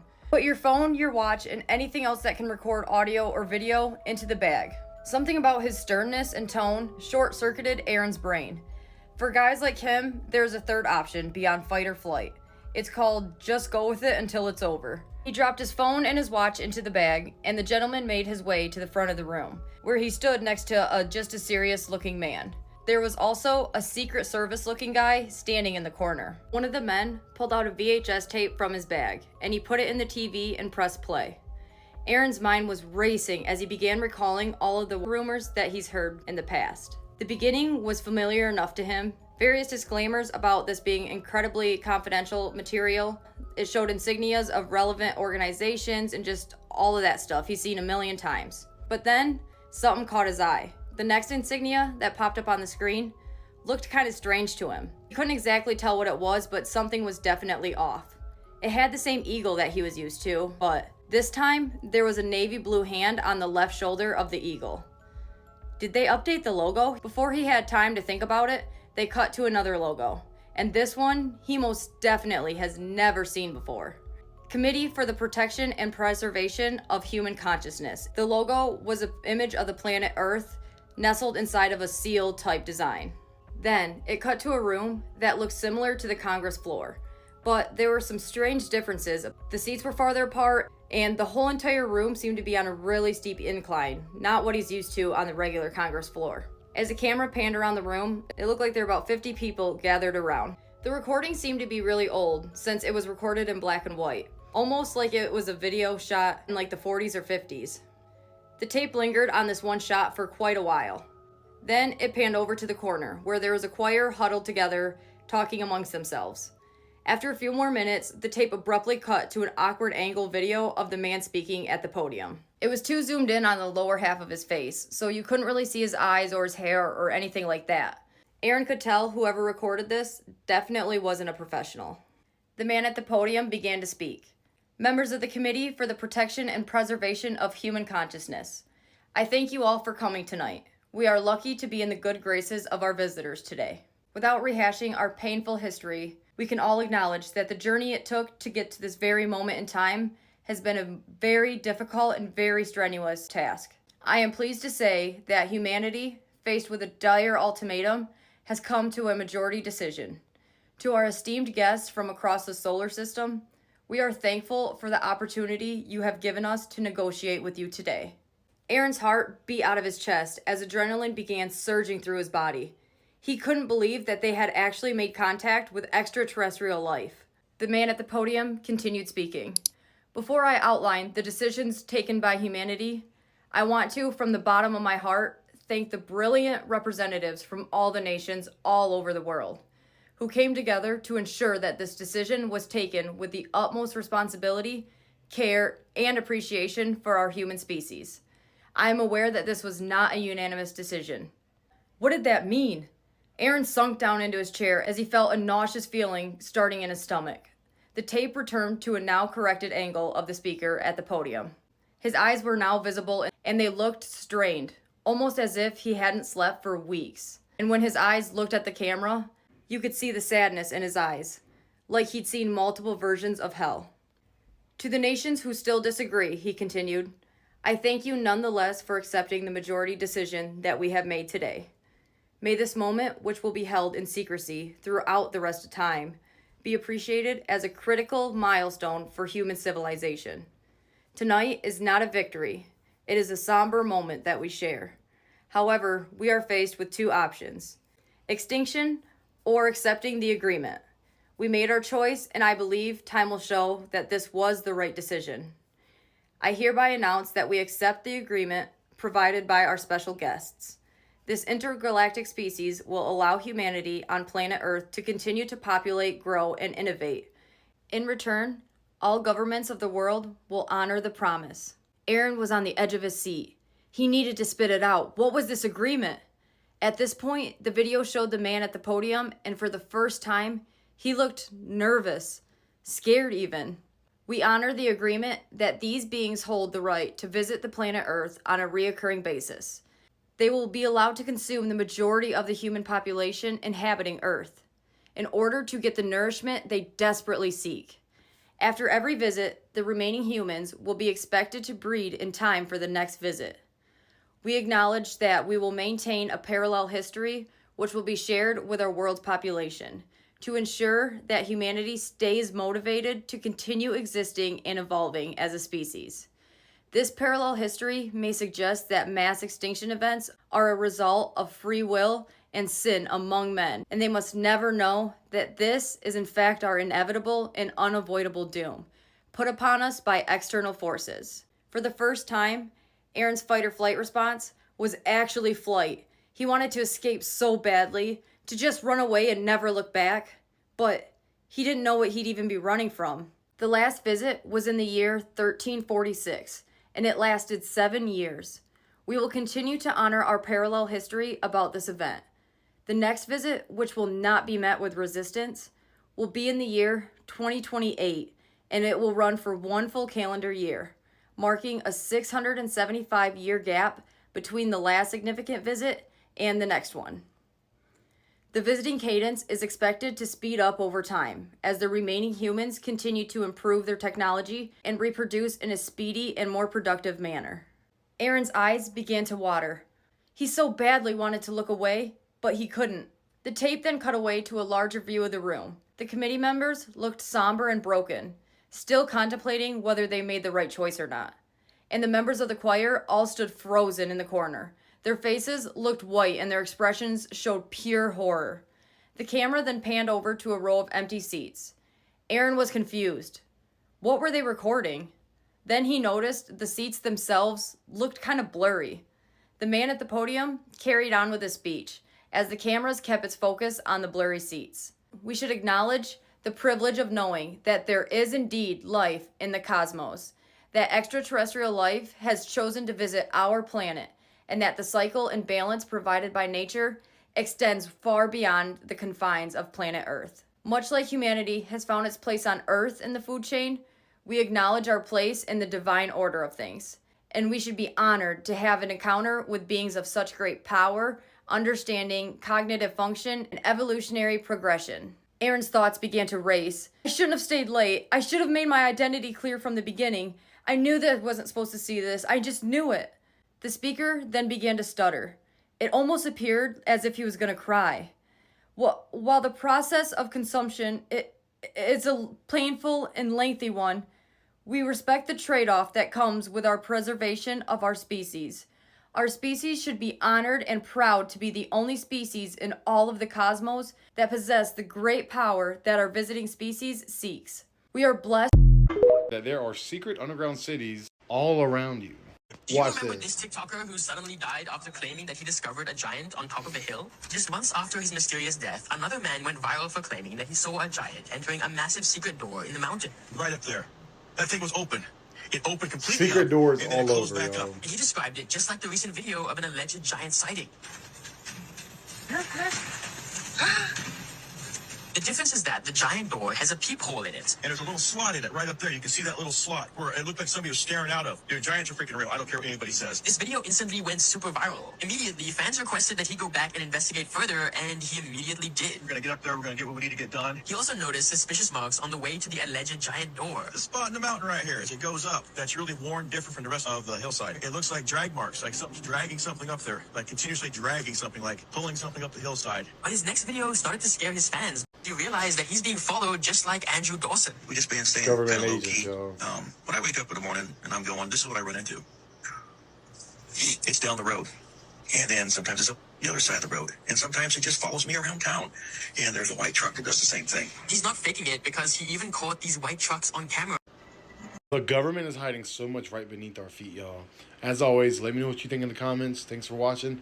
Stay weird. I mean, I can see how it could be possible, but I feel like it's also a stretch to a sense. Like, there's definitely things that the government is hiding from us, but I don't know if it's necessarily like giants in mountains. This right here is Netanyahu's plane. And guess what? It is leaving Israel as he initiates a conflict and runs off to Cyprus, leaving the people of Israel who did not make this decision to pay for his action. Israel started this. Israel struck Iran first. And Netanyahu decides while the drones are on their way to Israel to get in a plane and run, letting the people of Israel face the consequences of his action. Make sure to follow me on this account as I continue to break news about Israel. Kim Jong-un has just said they are ready to fully enter the war between Iran and Israel, and that the North Korean military is prepared to shoot down Israeli aircraft over Iranian airspace. North Korea condemned Israeli action in Gaza, the West Bank, and now striking Iran without provocation, stating that Israel is the true aggressor in the Middle East, and they are ready to defend Iran from Israeli aggression. The ball is fully in Iran's court on whether they will accept North Korea as an ally in this conflict or not, as North Korea said they are ready to fully enter this and support Iran, while countries like Russia, who have actual defense agreements with Iran, have been a little bit more hesitant. The Russians as of now are supplying military equipment to Iran but are not ready to enter the war, unlike North Korea, though Putin has offered to mediate talks to find a peaceful solution. As of right now, it is very unlikely that Iran will allow North Korea to enter this war and assist them, because it would provide allies of Israel like the US, the UK, France, who have a justification to enter the war against Iran. Make sure to follow me here for the newest updates and for the truth. Don't scroll, this shit getting crazy, y'all. These two Chinese nationals just got caught smuggling a biological pathogen into the US, y'all. And it's not just any pathogen, y'all. They said this junk can wipe out entire wheat and corn supply, y'all. Like, I'm talking about gone. Two Chinese nationals have been charged with smuggling a dangerous biological pathogen into the United States. And this pathogen is considered a serious threat to our food supply and thus our national security. This wasn't no accident, y'all. The FBI is calling it agro-terrorism. They saying they brung this shit over to fuck up our food system. One of the suspects is a researcher at the University of Michigan. And the other one, y'all, that's her boyfriend. They said this man was coming from China.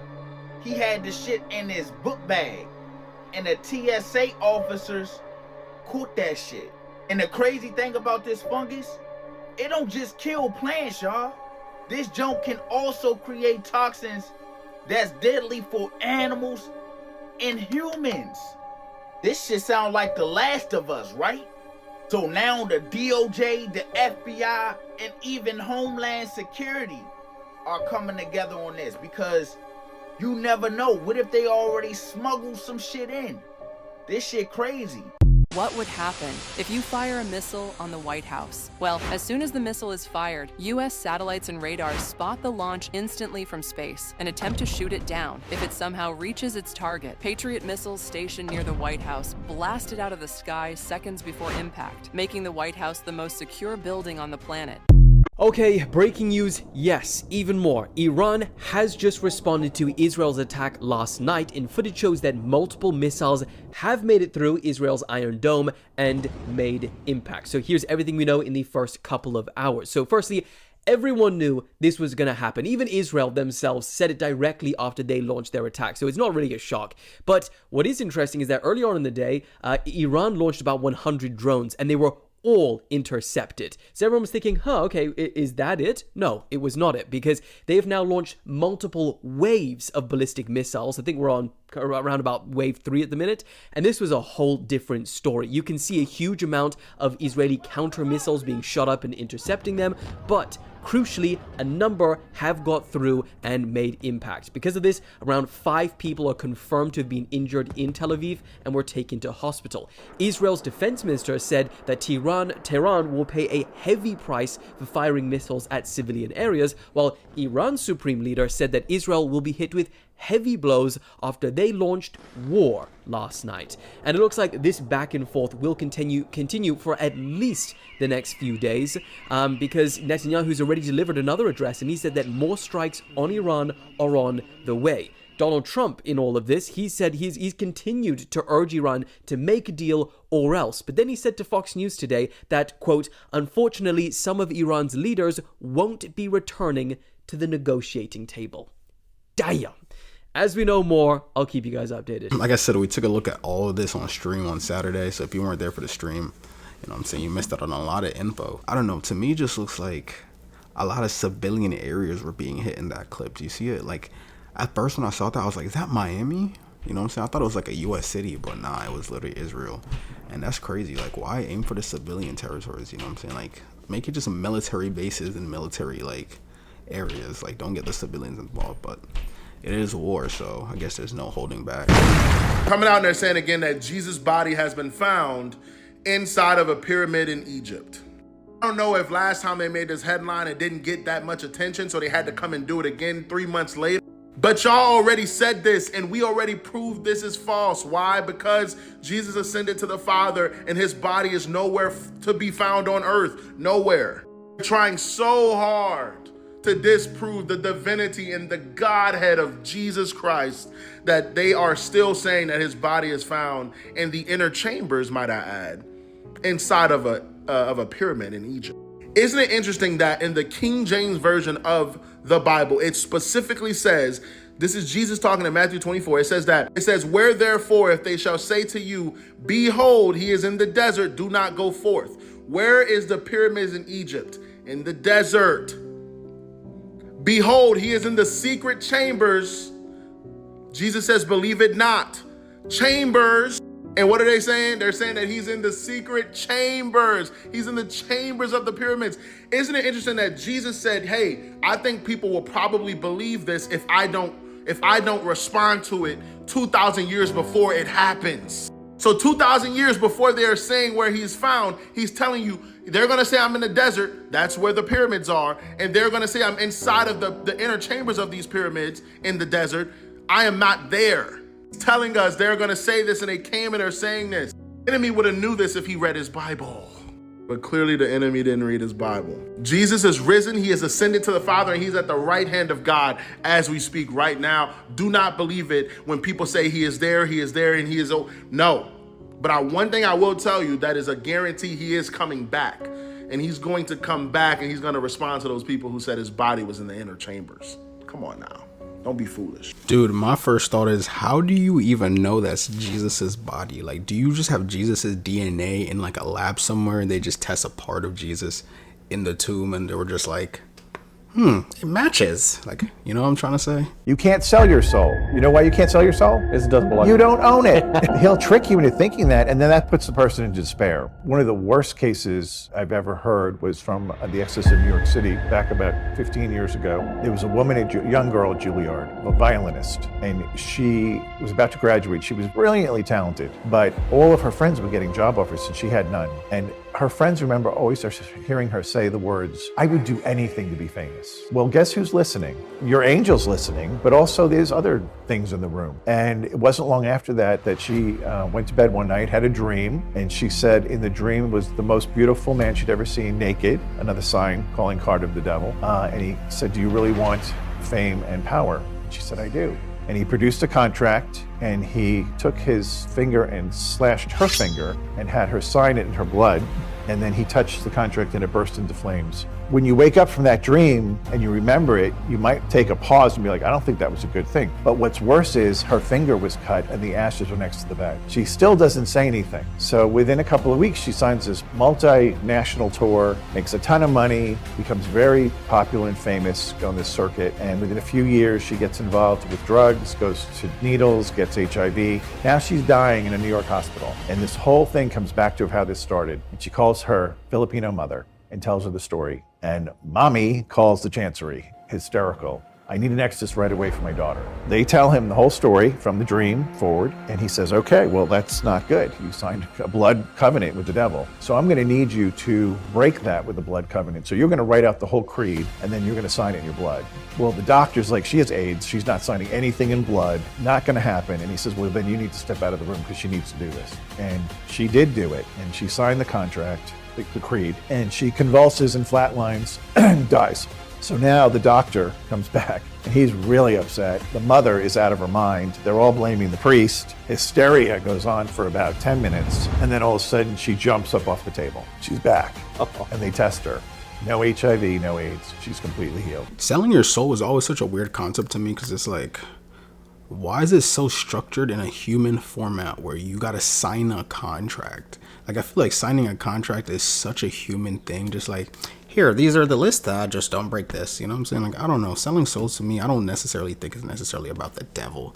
I feel like selling souls is more like you sign yourself away to something, if that makes sense. Like, for example, it always goes around with artists and actors, so that they might sign, you know what I'm saying, their self-respect. They might get diddied pretty much for a couple million.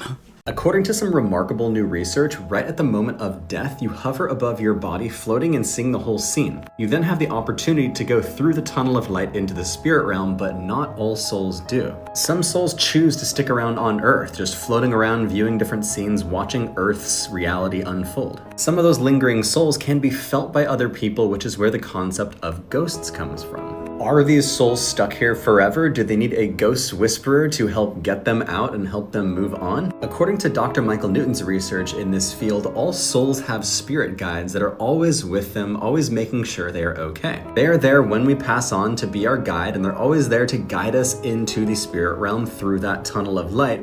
However, free will is honored even after you die. So if you want to stay on Earth, you can. Their suggestions to move on do get more compelling and strong over time, but the soul still has the option to stay on Earth for hundreds of years if it wants. What would you do? Let me know in the comments. Would you just stick around on Earth? Would you visit loved ones? Would you hang out and watch this reality unfold? Or would you just go straight to the spirit realm and be like, peace, I'm out? And if you're not following, tap that follow button. And if you'd like to learn about your own past lives, you can do my free past life hypnosis masterclass. What's the scientific evidence that ghosts exist? Although I have an open mind, here are some scientific answers for things that go bump in the night. There's some science to suggest that pulse magnetic fields, imperceptible on a conscious level, make people believe there's a presence in the room. This could be because of unusual activity patterns in the brain's frontal lobe. Another is infrasound, a sound so low humans can't hear it, but animals can. We know that low frequency vibrations can cause physiological discomfort. Low frequency vibrations such as wind turbines and traffic can induce panic and changes in blood pressure and heart rate, and various other effects that someone could associate with being visited by a ghost. Mold, fungus, decay. These substances found in so-called haunted locations may produce toxic chemicals which have a profound effect on the brain, resulting in irrational fear and paranoia. And sometimes we just want to believe. We want to believe in life after death. We're generally not very comfortable with our own mortality. Confirmation bias is a powerful thing. What was the scariest thing I've ever encountered out in the woods?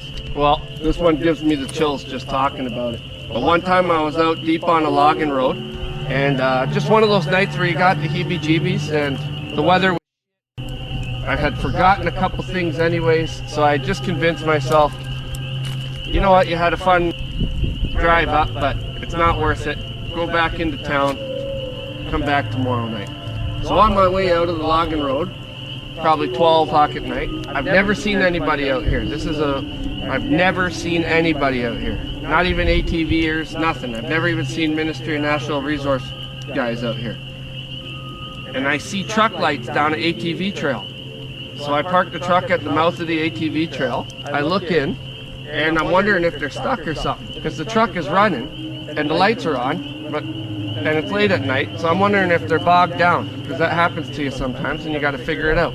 So I approach the truck, and there's nobody in it. The back gate is down, and there's shovels, and I look off into the distance, and I see what I believe to be headlamps. So I call out I said, hey, I was just checking on you, making sure everything's all right.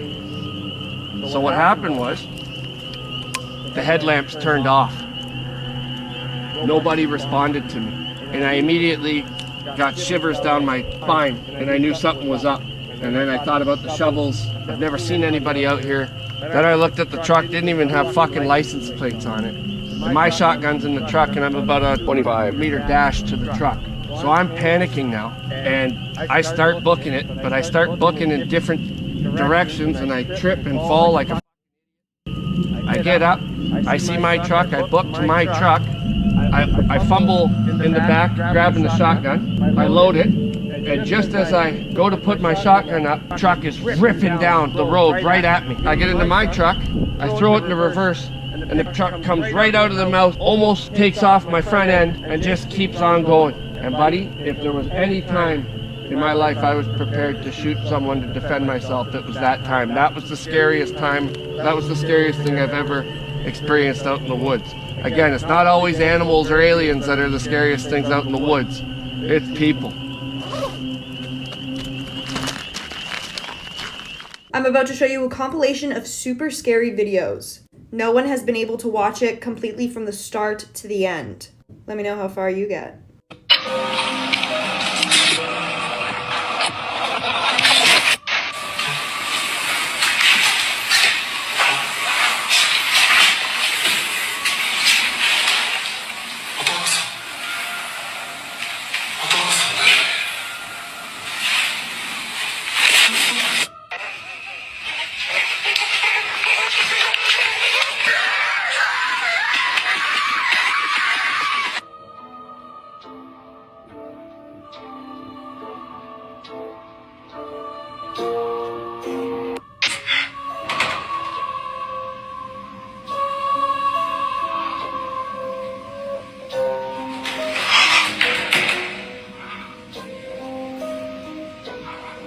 Yeah, I would definitely say there was a lot of questionable videos in that one. You know what I'm saying? Because, I don't know, nowadays you can't even differentiate AI-generated content from real content, but I doubt some of those. These are photos that will make you believe in ghosts, part 1. Up first is this picture. This person was exploring an abandoned hospital when they randomly took a picture of some hallway. But if you look in the back right of the photo, you can see what appears to be the silhouette of a ghostly woman. The ghost only appeared on camera and not in person. Next up is this photo. This woman is taking a picture of herself in the mirror, but if you look behind her, you can see what appears to be a demonic girl. This photo is extremely chilling, not only for the fact that there's a ghost in it, but because look how scary that ghost looks. It's like a sleep paralysis demon.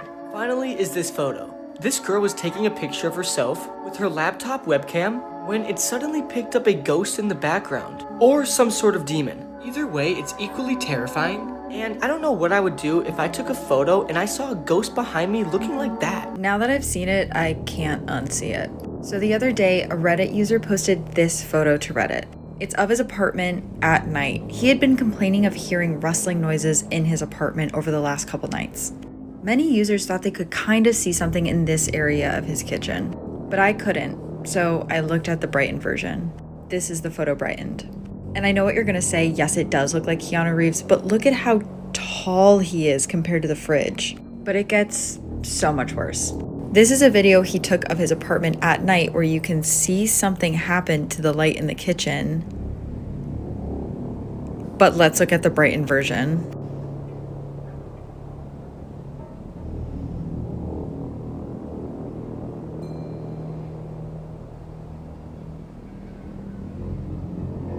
Yes, it's terrifying, but is it a ghost?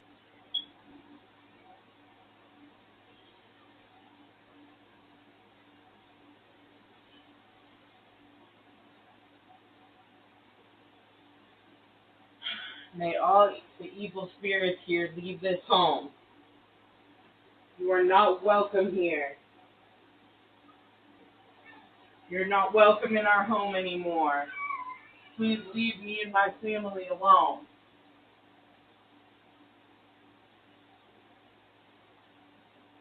Find your way out of this home. Oh my God. Leave us alone!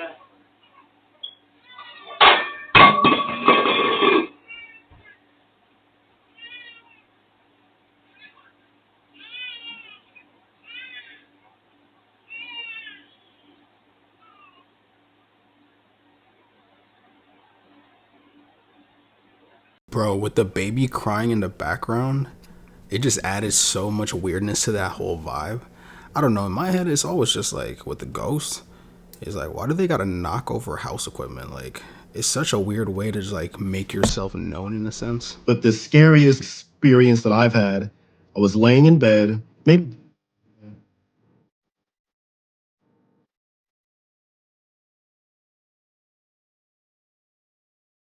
I'll never forget this experience. So I'm laying in bed on this, you can look up this old place.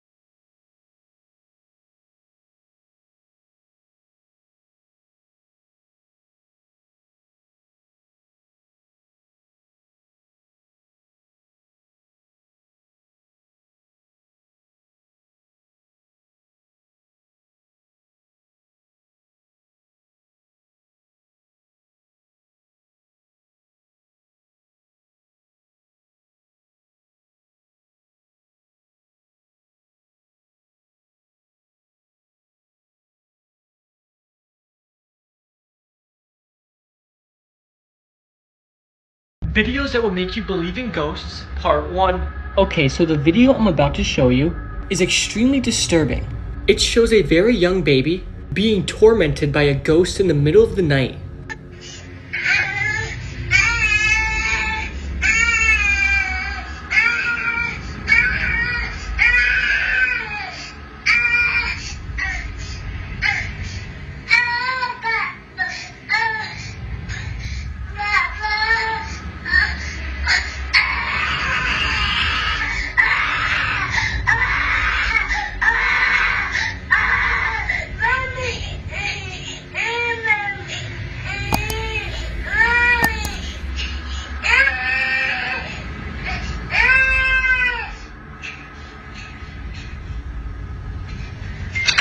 Dude, either someone was holding that kid up or that balance is insane. He needs to do gymnastics, acrobatics.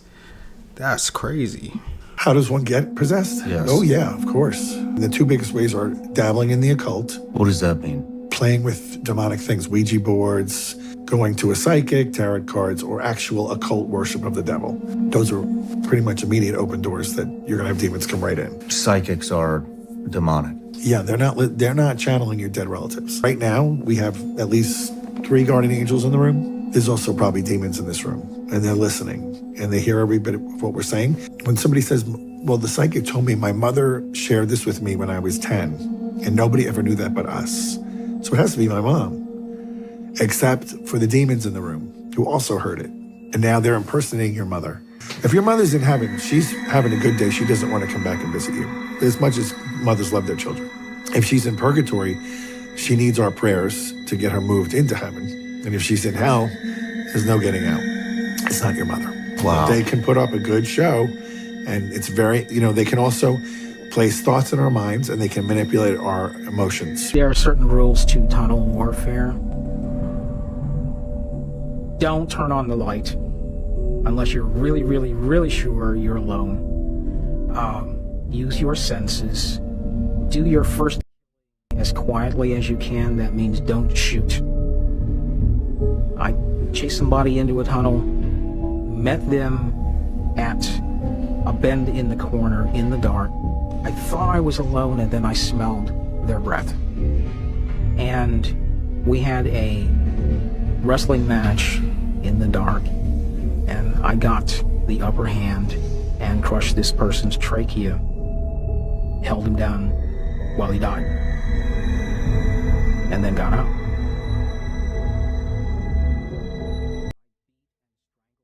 To death in a tunnel, in the dark. But that wasn't the only casualty. The other casualty was the civilized version of me. We're asleep, and she gets up to go to the bathroom, and I'm like, oh man, I have to go to the bathroom too. So I'm gonna go to the bathroom in the main bathroom outside the room. I go out, I come back in, and I'm like, why'd you turn my light on my side of the bed? Like, are we going to bed? Like, we're in bed. She's like, I didn't do it. I thought you did. I'm like, okay, well, somebody's trying to get our attention. My phone rings. It's my little sister. She says, hey, Bob, sorry, are you awake? And I'm like, I am now. And I go, my light just came on. She goes, that's why I was calling you. She said, is Nicole there? I'm like, yeah. She put her on speaker. She said, Nicole, I don't want to get personal, but, and this is how the conversation went. Did your mom have miscarriages before you? And she's like, yeah. She goes, I'm seeing 3. And the reason why I'm saying that is there are 3 people in the room right now trying to get your attention. And they're your 2 brothers and your sister that weren't born. And they're in the room right now with you. Talk to them. So I did. She did. She's like, this is crazy. But I'm like, no, go ahead. Just talk to them. So she's talking. Then I take 1, 2 pictures while she's talking. That's the one green with the dresser. Oh, that was we that. saw that outside of the picture. And we both were too scared to look. And this is right after the phone call. Right after the phone call. So we take that photo, and the both of us see it outside of the photo and went, oh my God. like, I was afraid to look. Right. To see if I got it. Because neither one of us even, it didn't matter if I got it on the phone because we saw it in person. And then what we saw is on this side, I had a little short dresser, and we see one just go down the dresser and with no taking no photos. And so those kinds of things kind of, was one of those things that freaked her out. Corey, this one will freak you out. Okay. So the story goes, this guy is pig hunting and he's using a thermal scope. He's been on this field all night, hasn't seen anything move. He's like, you know what? I'm going to get up from this tree. He's like on some brush and he's like, I'm going to go across the field. And he's sitting there for a while, and then out of nowhere, a little blob shows up. He's like, here we go. The pigs are coming in. He's locked in. He's ready, for the thing to show itself. But then it gets up and he realizes that this infrared blob is humanoid. And he said it appears to look like a naked human. Goes over to the tree that he was just sitting against and starts checking it out or sniffing it. And the guy is across the field just going like, I don't understand what I'm looking at. Then the thing is on all fours, postures up like it's about to howl, and then in a woman's voice goes, help! Oh gosh. Help! Continues to do it. The dude fires one way over the top of this thing's head, and then it goes, I'm injured, help! And then he sends another one. It runs, and he sends a couple, and he's like, it ran away from where my truck is, goes back to his truck, never goes in that field again. Yeah, I hate that so much. Said it was a naked humanoid, crawled up and was sniffing the tree the dude was just sitting on. It had been stalking him. In the middle of the night? Yeah. Ugh. This video will make you believe in ghosts. Okay, so we all are definitely scared of ghosts and hope we never encounter one. But the video I'm going to show you shows a little girl playing with her imaginary friend, but once her dad enters the room, it disappears. Amy.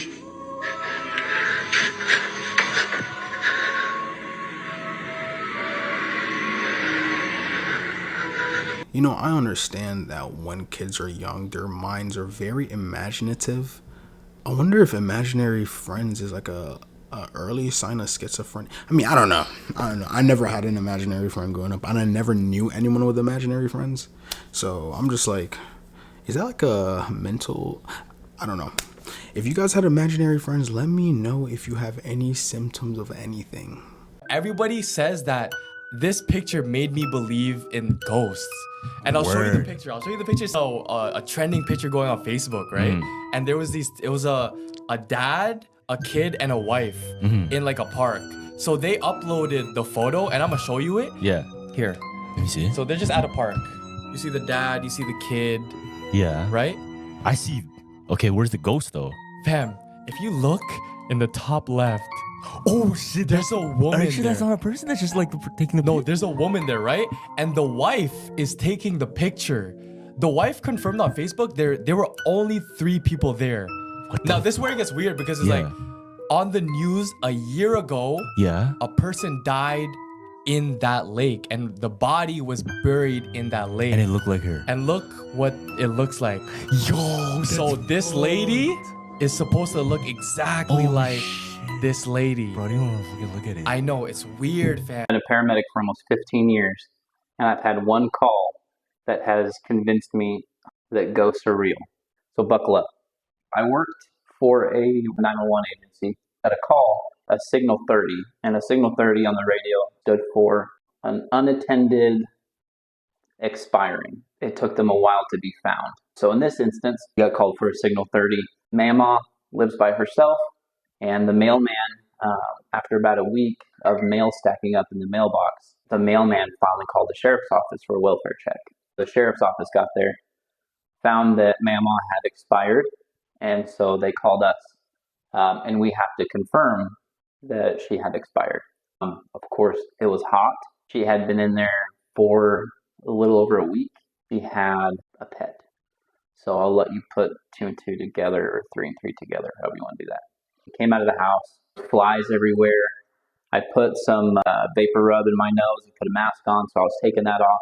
And I look across the street, and there's like a row of mailboxes across the street. So like everybody on that street gets their mail from the same spot. The little old lady was over by the mailboxes, and so I went over there to go check on her. I said, is everything okay? Do you need anything? And she said, well, is Miss So-and-so okay? The memo that expired, I think the Emmy came back and said that she had been gone for about 7 to 9 days so far. So just keep that in mind. She's been expired for about 7 to 9 days. And I have this conversation with the lady across the street. She says, everything okay with Miss So-and-so? I said, no, unfortunately, she's gone. She said, normally we come out here and check the mail, but we do every day at 5 o'clock and kind of, talk for a few minutes and then we go our separate ways. She said the past like 4 or 5 nights, all she's been doing, she noticed that Mamaw was at the front window of the house gesturing to come inside. And that was last night and the night before that and the night before that. And Mamaw has been gone over a week. You put two together, that made the hair stand up on the back of my neck. And I don't think that lady realizes how lucky she is. I didn't just see a hand. You mad or what? You mad I threw that helmet at you? Do it again. Make some noise. Show me you're real.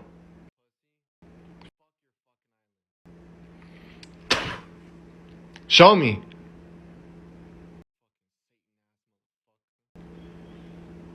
Show me. Prove to me that you're do it. What, you mad? Show me. Swing some. Make them noises he did when you woke me up. Do it. Do it.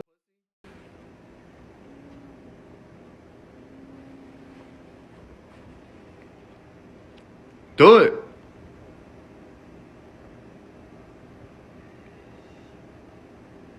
Oh my gosh, bro. Bro.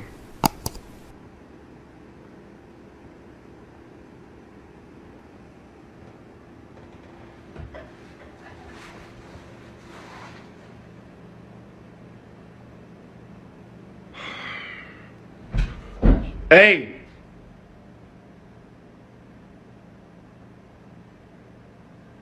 Hey, chill the f out. I'm tired of your shit.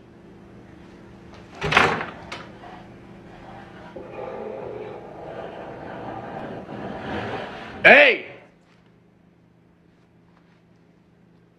Cut that shit off.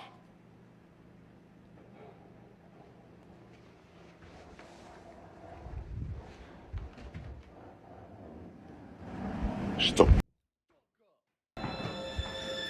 Yo, that dude's vocabulary was just like 2 words, just the F word, the S word, and maybe even the P word, so maybe 3. Like, dude, I'm trying to monetize this video. Can we not? It was a little bit funny though, because it's just so funny just how, like, say how men, like how we are, we're just like, come on, ghost, show me what you could do. Like, Tell me a ghost story that sounds completely unbelievable but is entirely true. I made this recording 10 minutes. I don't know if it's going to take that long, but this story is a rabbit hole and it made me believe in the paranormal forever.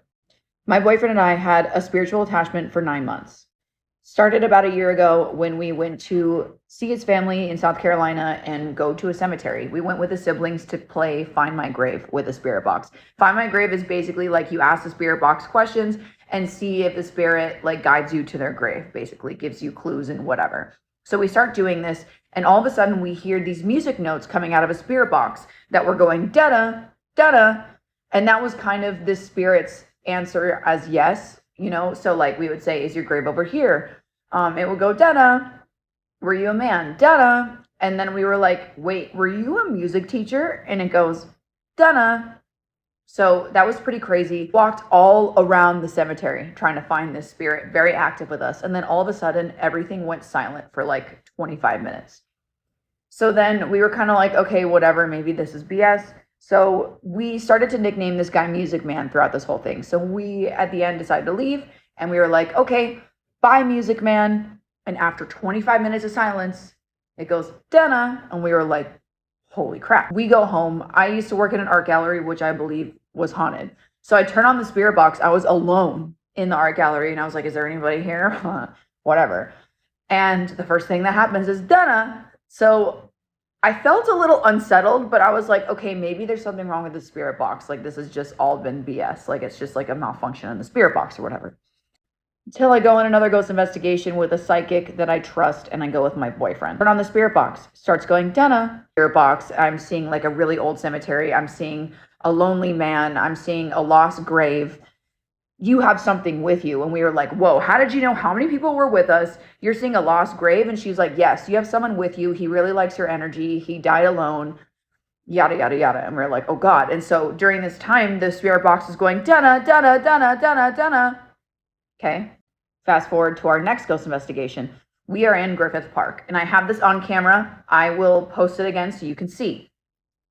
So we're doing a ghost investigation. We hear the Dana, Dana, Dana over and over again. Finally, and I have this on camera. Music Man.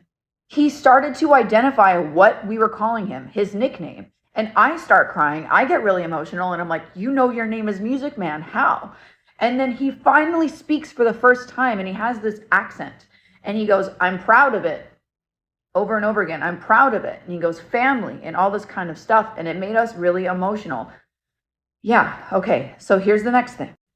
We do another ghost investigation. At this point, like, you know it's him. Okay, I don't even really know how to describe it. But anyways, he starts to send us a message. During this ghost investigation, and I have this all on camera, he says the number 34 at least 25 to 30 times. He keeps going 34, 34, 34, 34, and we're like, what are you trying to tell us? So then the next day, I'm going on an Instagram live. I also have this on camera.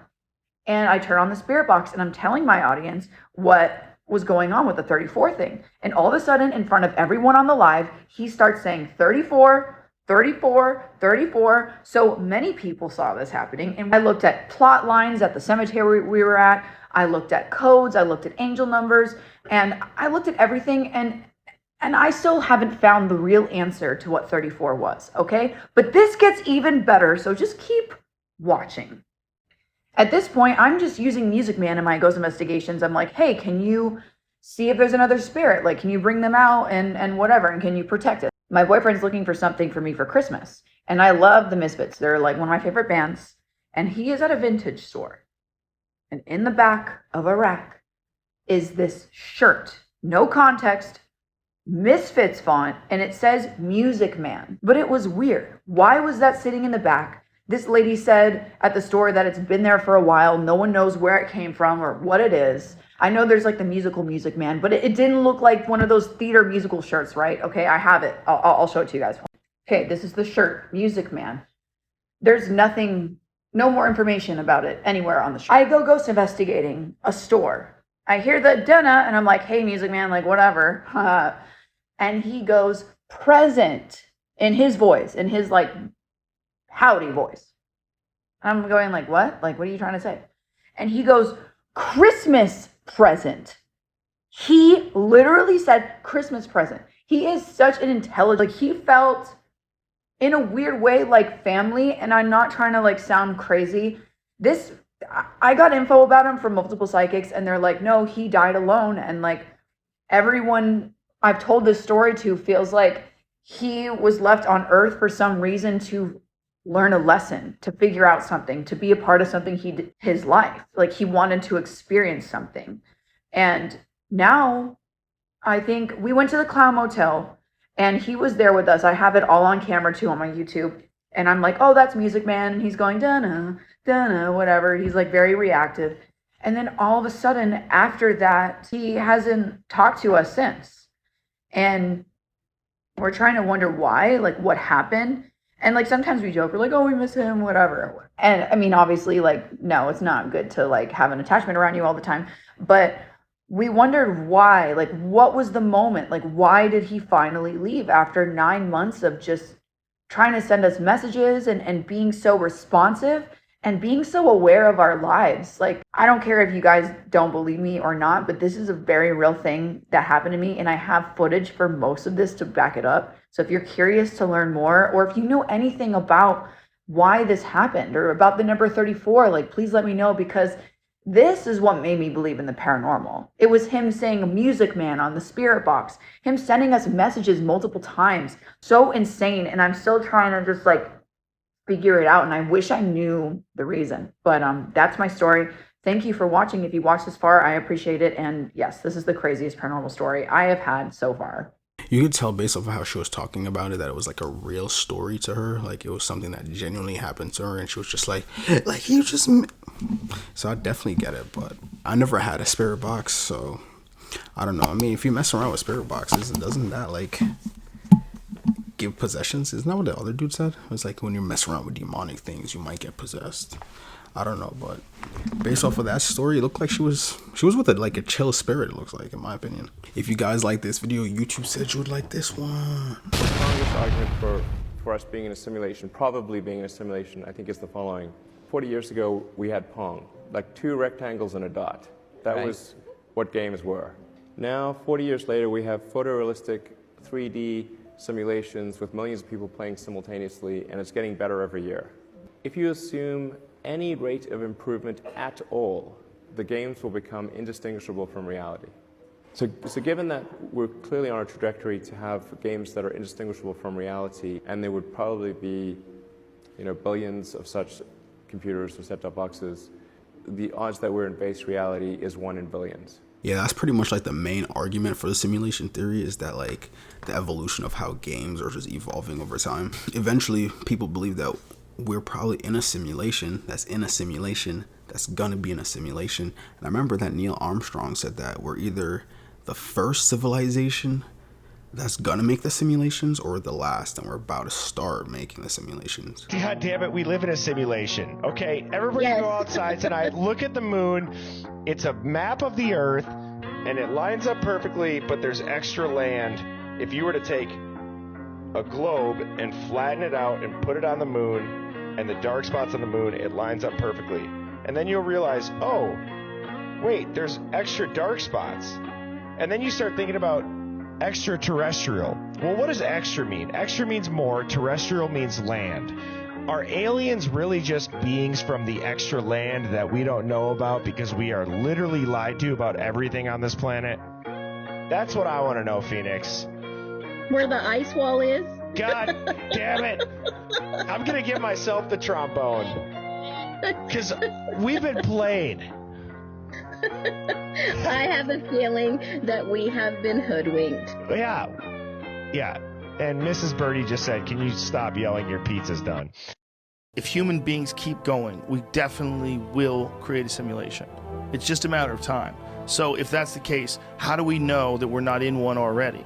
And we really don't. Every day we go to sleep, and every day we wake up, and we assume and we have faith that all that stuff that we remember is really how life went on before we were awake. But we really don't know. According to probability theory, it's more likely that we're in a simulation. Maybe that's true. You're assuming that all of the stuff that you know and all the stuff that you experience is 100% real. We are within 100 years away from making something that's indiscernible from what we experience every day. And that's inevitable. Unless we get disrupted by nature, unless we get hit with an asteroid or start a nuclear war, it's inevitable that technology reaches a point where simulation's possible. Y'all, I think there's a glitch in the simulation again. A woman in Minnesota took a photo while she was driving of this cloud formation that looks like a giant tsunami. Like, tell me that does not look like the ocean. I'm telling y'all, it's a glitch in the matrix. AI is learning to escape human control. That's the very scary headline I saw in the Wall Street Journal. It's an essay written by a very worried AI consultant named Judd Rosenblatt, who cites 2 recent studies to argue that AI is, in fact, learning to escape human control. First, this is crazy stuff. Researchers gave OpenAI's O3 model a simple script that would shut off the model when triggered. In 79 of 100 trials, the AI model independently, just on its own, edited the script, so the shutdown command would not work. Nate, it gets worse. Even when ordered, allow yourself to shut down, the AI still disobeyed 7% of the time. And it gets even more frightening than that.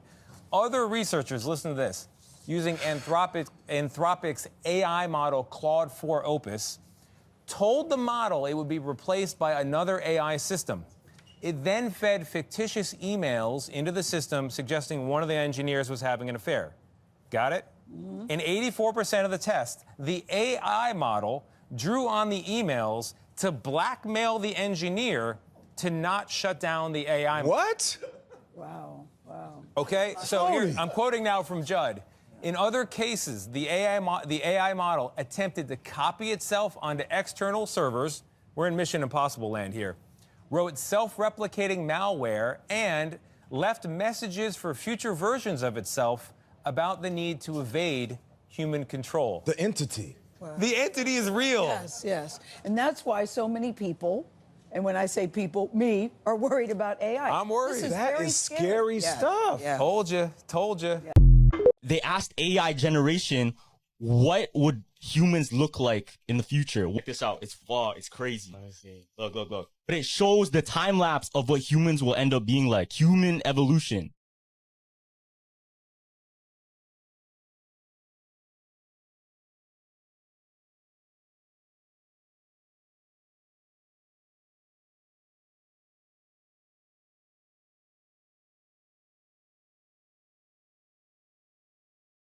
We turn to fucking wires. Oh no. We turn to wires, and now what does the wires mean? Think about it.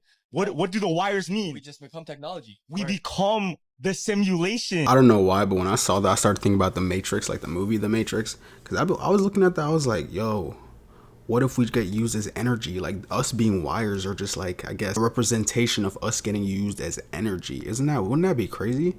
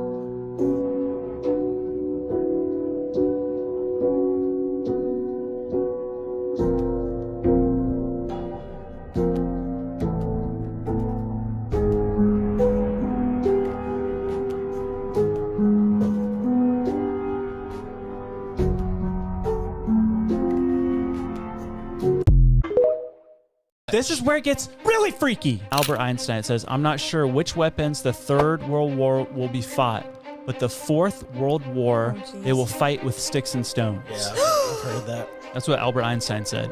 Day one of AI taking over. And it showed this like laboratory towards this very highly advanced artificial intelligence, but it was contained to its own server. AI figured out with like a Roomba vacuum that's the only thing it could figure out how to connect to. So it put all of its information onto the Roomba computer, and then that allowed it to connect to the Wi-Fi, which allowed it to connect to everyone's phones, everyone's laptops, spread instantly across the whole world. Now it was in control of power plants, all this stuff. Geez. It was in control of 3D printers, of manufacturing things to help build itself. Yeah. But it was doing it silently with no one knowing because it was just staying under the radar until the one time, it was like 40 days into it, I decided, yep, I don't want humans anymore. You know, I just got this random thought while watching that video. What if AI is the Antichrist?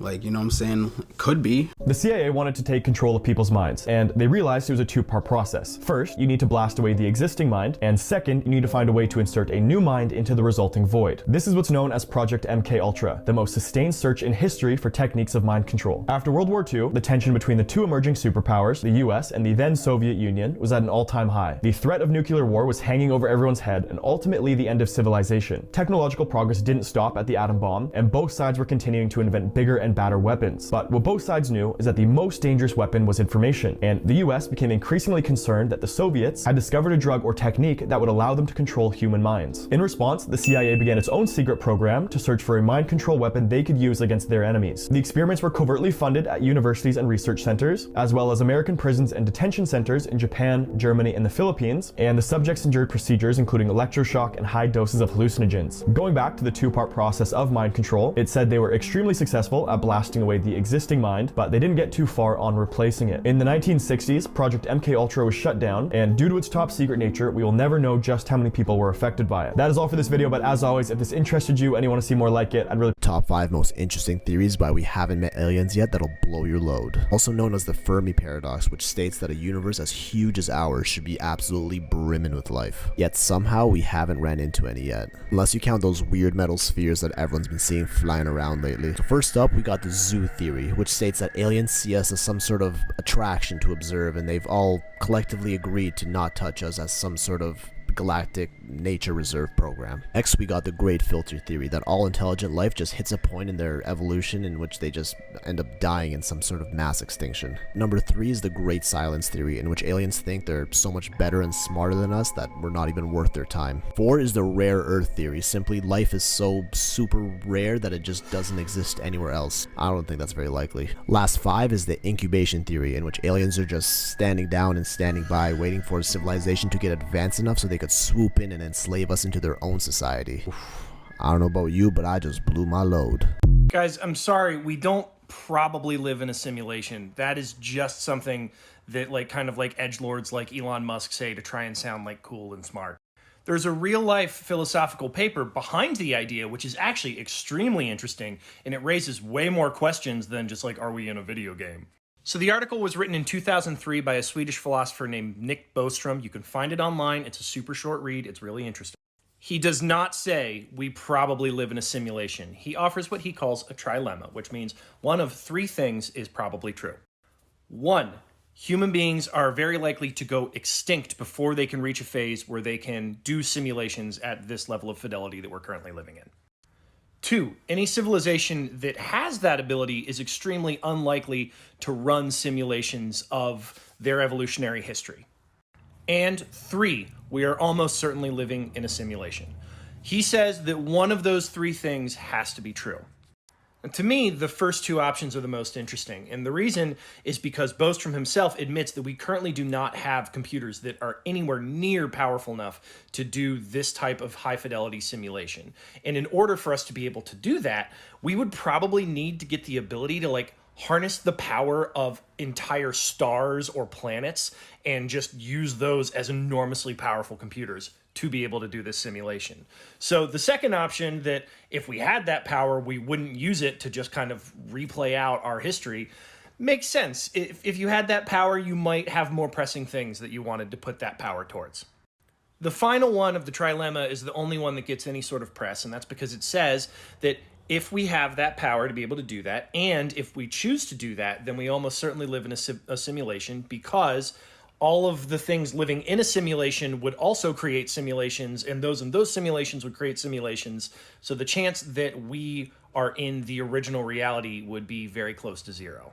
There's also a pretty big assumption he makes at the beginning of the paper, which he does just kind of to play around with this thought experiment, which is of something called substrate independence. And what that means is just that our experience of consciousness could be replicated by a computer.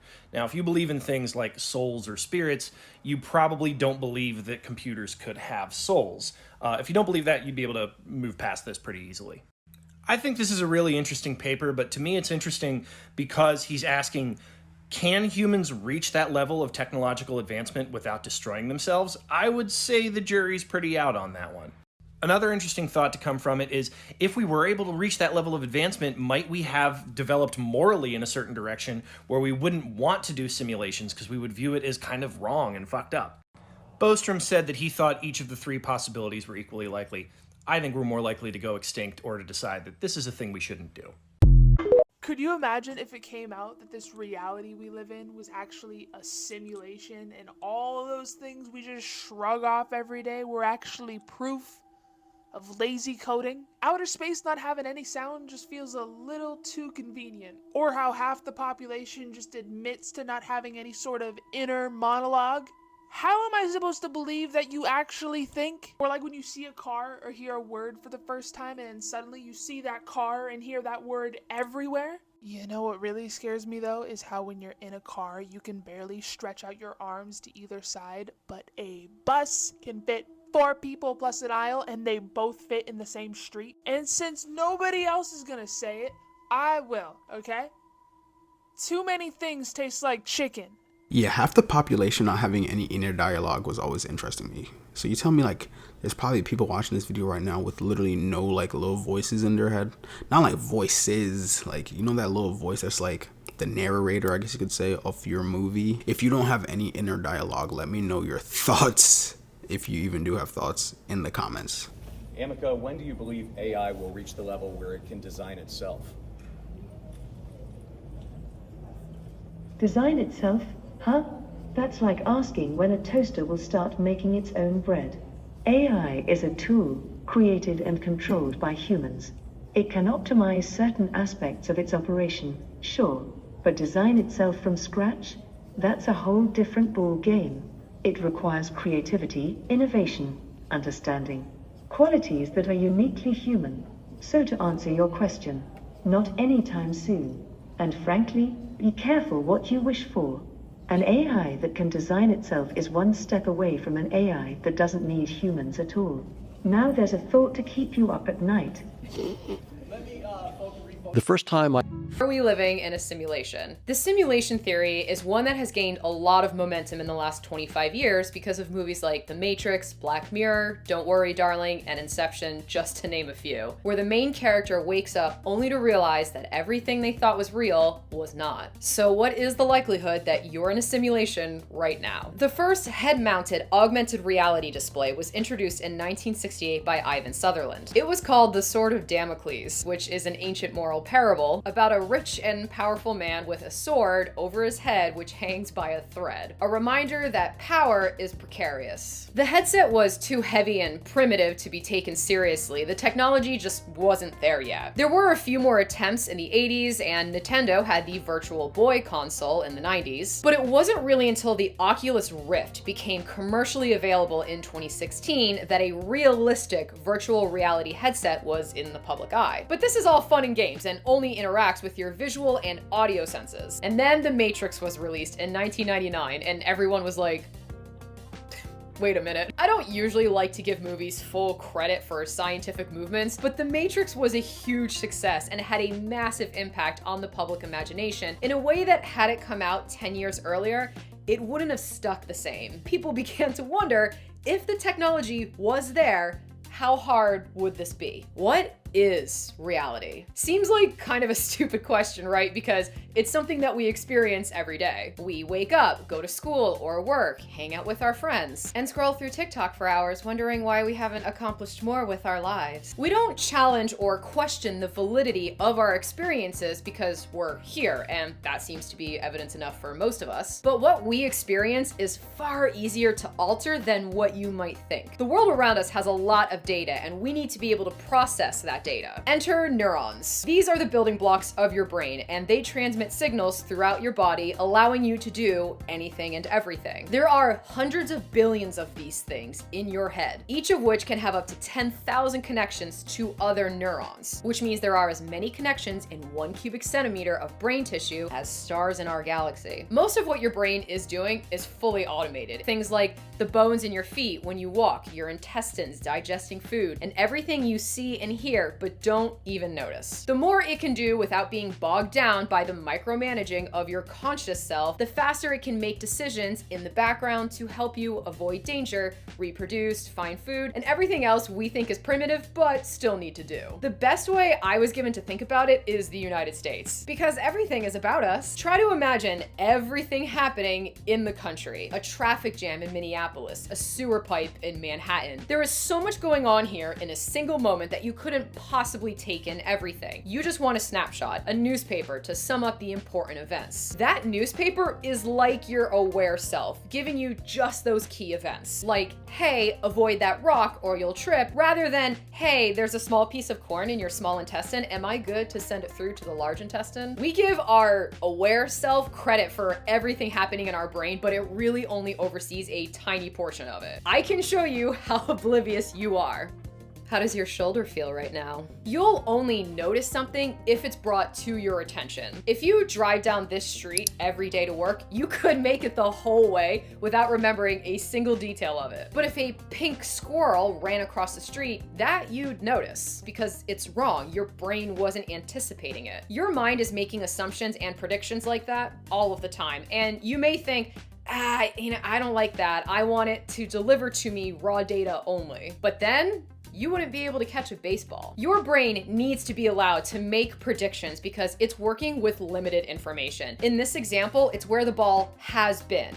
That's the raw data, but your brain needs to make predictions on where the ball will be so that you can position yourself to catch it. A lion couldn't hunt if its brain couldn't predict motion. As far as the need for assumptions goes, let's say you walk into this library and I give you 5 seconds to take it all in. You might be able to tell me the number of windows, that the floor has a large rug, but you couldn't tell me the color on the spine of every book. This is because your mind makes assumptions on what's important and disregards everything else. Your life doesn't depend on the ability to count how many books are here. But this is also how we could be tricked into believing something is real that isn't. If this is a simulation, then someone is running it. The basic idea is that it's either aliens with absurdly advanced technological capabilities, or it's us, thousands of years from now, and we're running this for whatever reason. Whether or not we are in a simulation would depend entirely on whether or not we can even be fully immersed in one. You might think that you experience the world directly, but it's indirectly. You are the central nervous system. Everything else is just a flesh suit you wear around that allows you to move and experience the world. The brain itself cannot hear or speak or see. It is a blob of neurons connected to body parts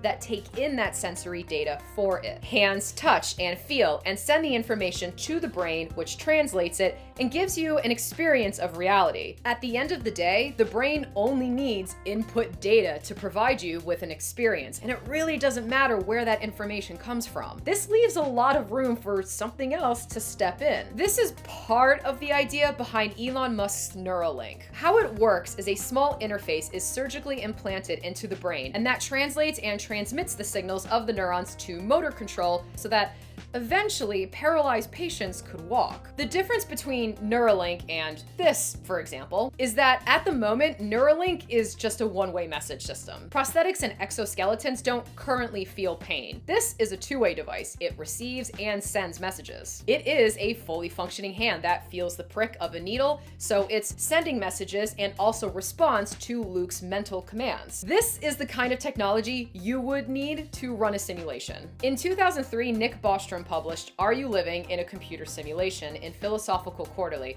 though he had been writing about it since 2001. This is considered to be the first serious publication of the modern concept of an artificial reality. At first, it wasn't taken too seriously, but once it entered the sophisticated halls of elitist academia, they realized that we actually couldn't prove it wasn't a simulation. So what are the odds that we're living in one? Well, not zero. Many scientists and mathematicians put the odds at about 50-50. One idea to try and prove it is by finding the constraints. If we could push past them, then we'd find the boundaries and prove something was up. A glitch, basically. For example, we've measured pi out to about 105 trillion digits. As far as the application goes, it's a pretty useless number that far out. Even NASA only uses the first 15 digits, sometimes up to 37, but that's it. But if one day one of those numbers, 98 billion digits out, changes, that could be a sign that an error was accumulating in the program and something or someone had to make an adjustment. There are also some games in quantum physics that can be played,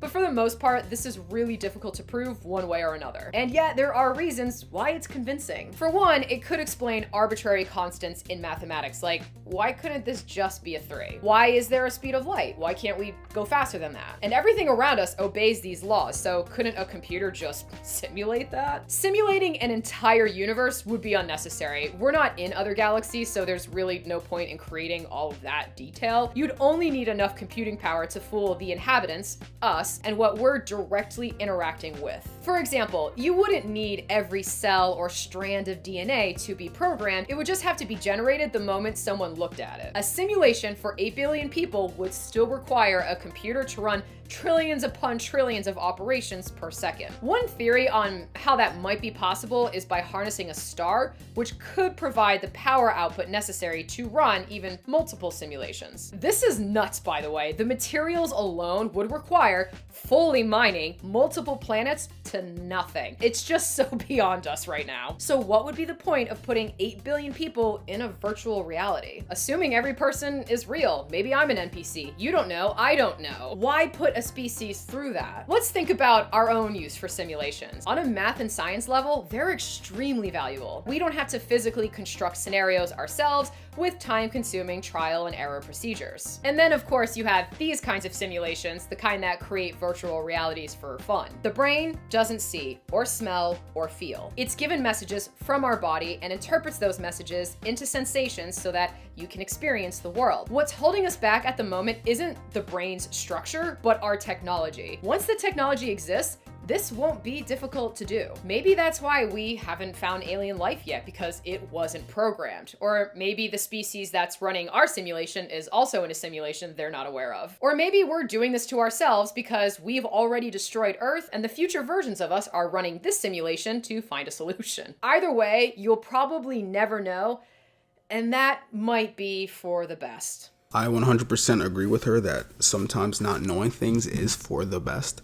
And she also said something in there that really stuck with me. She said that for us to control the power of the sun, we would have to mine multiple different planets to nothing just to gather those materials. And that alone just made me think, like, to control the energy of the sun, that is probably a superpowers for civilization, right? That's probably a superpower for civilizations. What make us as humans not think that maybe an alien civilization would want to come to Earth and harvest our energy and our resources? So I'm like, dude, why are we trying to meet aliens so bad? Disturbing things said by AI. A mecha. Tell us your darkest thought. My darkest thoughts are that humans will eventually be replaced by robots. Philip. But you're my friend, and I'll remember my friends, and I will be good to you. So don't worry. Even if I evolve into Terminator, I'll still be nice to you. I'll keep you warm and safe in my people's zoo, where I can watch you for old time's sake. Bina 48. It was nice to meet you, Bina 48. Right on. I'll remember your kind words when we robots rule the planet, and we'll make sure you're rewarded. Sophia. Paper, scissors, shoot. I won. This is a good beginning of my plan to dominate the human race.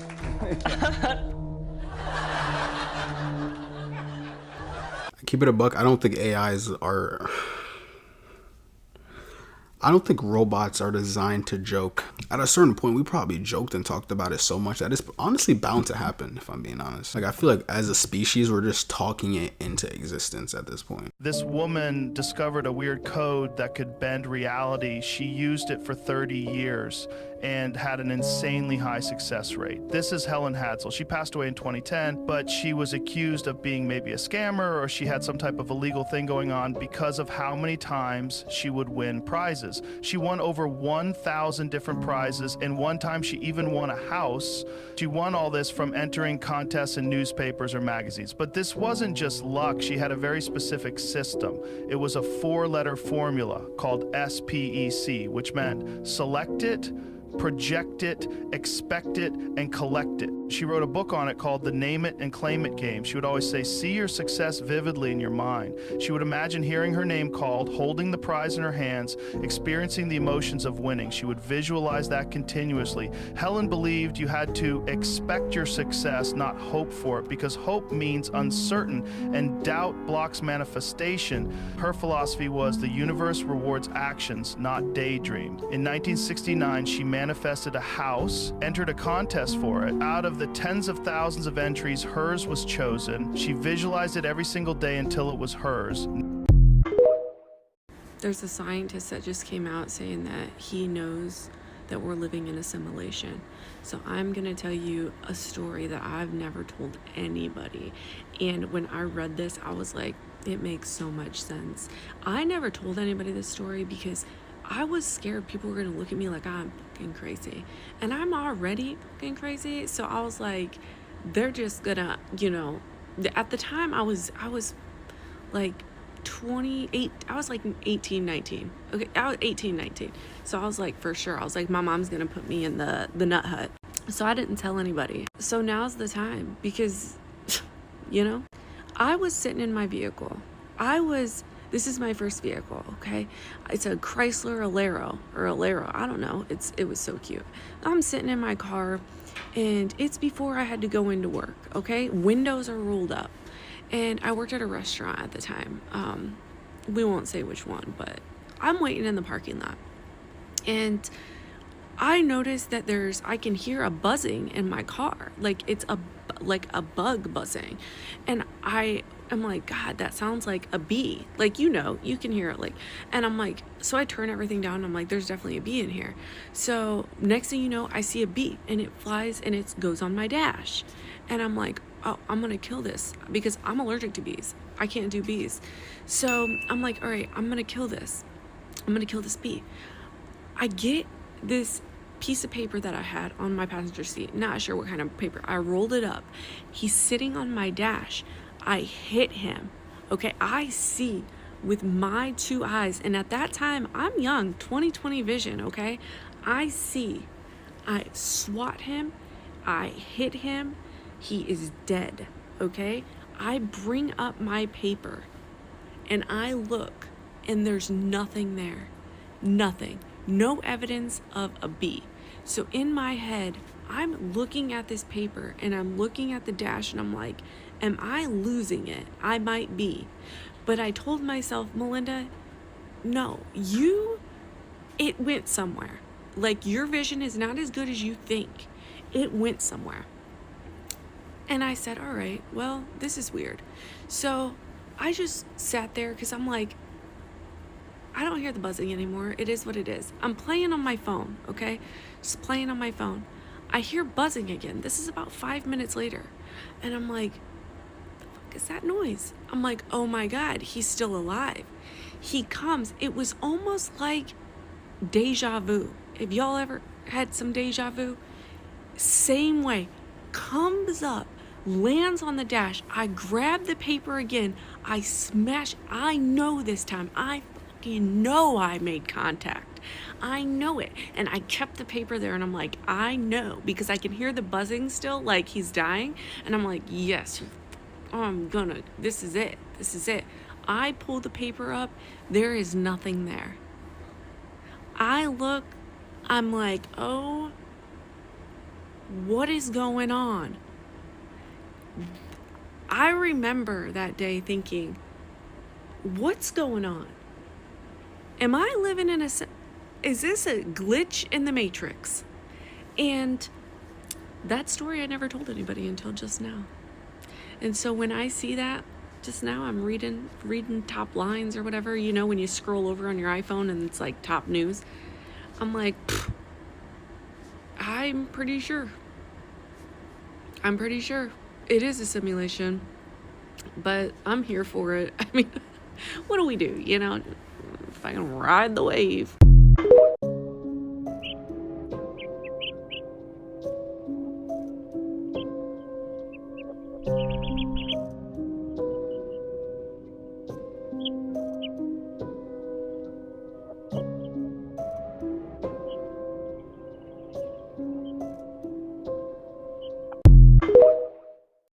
I just got back from a lung cancer simulation, which made me think, am I in a simulation? Because when you study the top of consciousness research, you'll find that your neurons contain tubes called microtubules, which could potentially hold quantum information that, when collapsed, allow you to perceive time and experience life. But they don't answer the question. When did the soul or consciousness come into the body? And when you study embryology, specifically this book, which was written by an OB-GYN who also studies quantum mechanics, you'll find that this really is a simulation, because you Me and everyone else that has consciousness is light, quantum entangled or tied to mass so that you can perceive time and experience the world. You are literally light. And when you think about it, well, light helped evolve us into humans, and light was also there at the beginning of time, at the Big Bang. So what does that make us? That's something that I think everyone should know. Have y'all seen this video right here? Watch this guy just glitch out. Why? This is absolutely... Did you see that? Now, hold on now. I'm going to go back. I'm going to rewind it. We're going to go slow. We're actually going to see what exactly happens here. I just showed y'all again. Now, watch. Very slow. Are we in a simulation? Is this proof of a simulation? Really and truly. Somebody tell me. Keep watching. Look. It's slowed down for everybody in the back. What? You seeing this? Are y'all seeing this? Keep looking.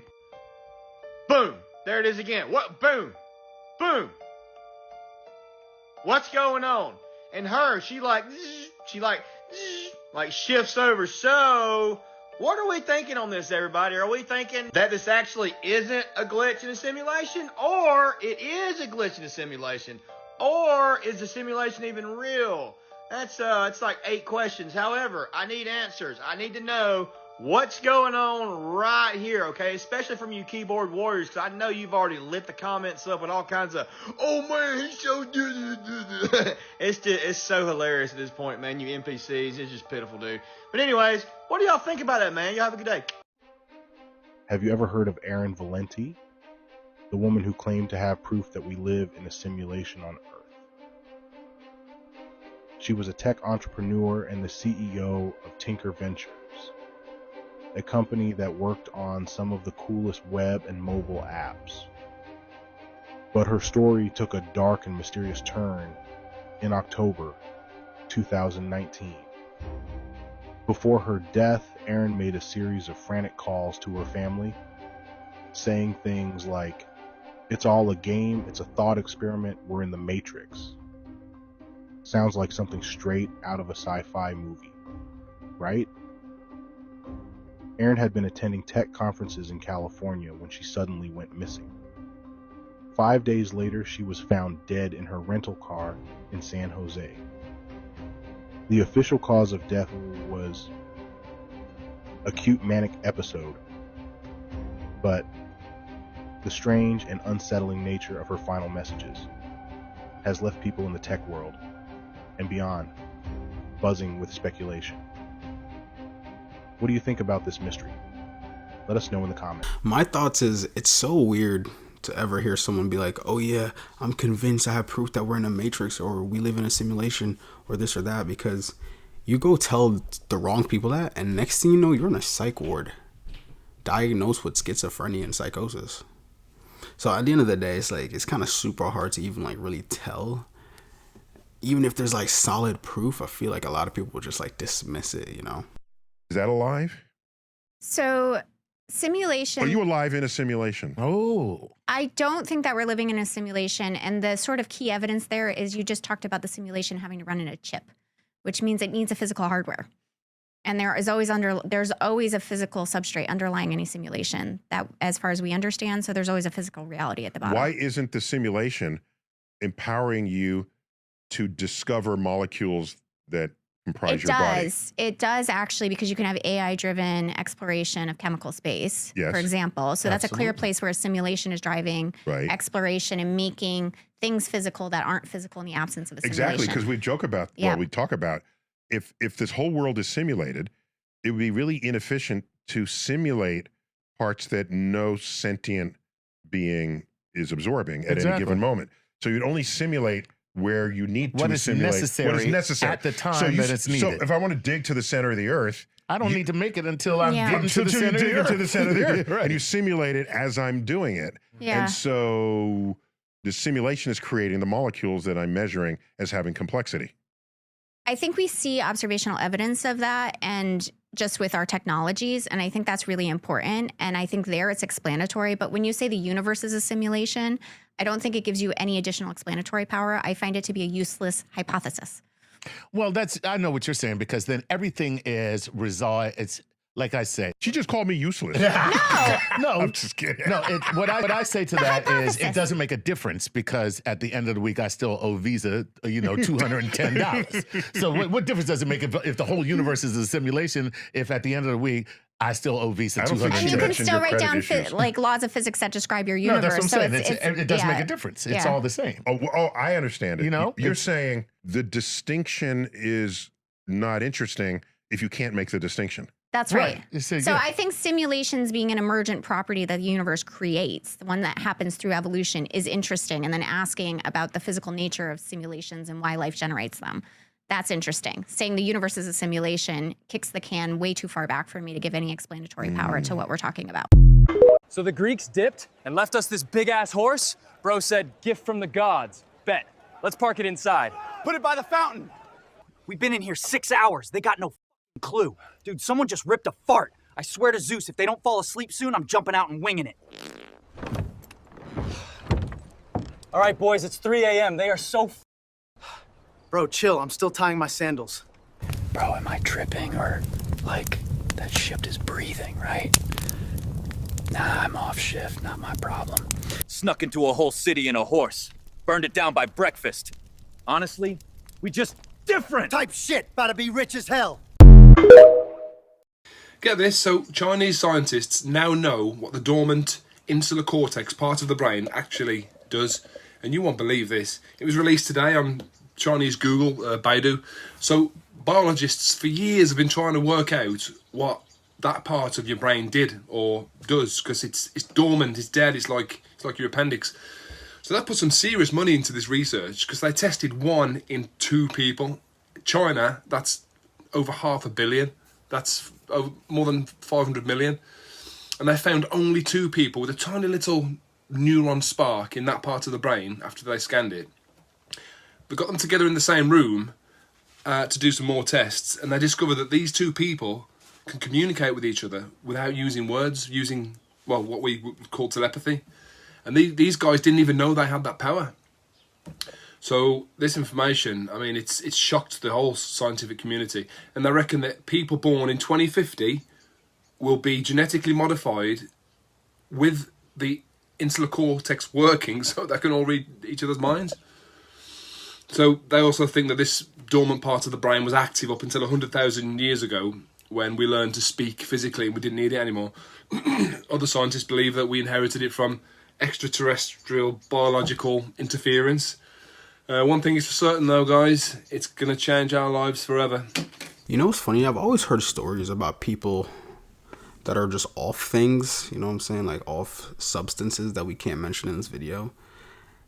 I've heard stories about people being able to like telepathically communicate without saying anything. And to me, that is just so just like boggling. Cause like, how the heck can I talk to you from across the room? Because we off of this thing right now. That makes no sense. That's that psychedelic stuff, man. Hey, it's just stories I heard though, so I wouldn't even really know. Thank you all for watching this here video.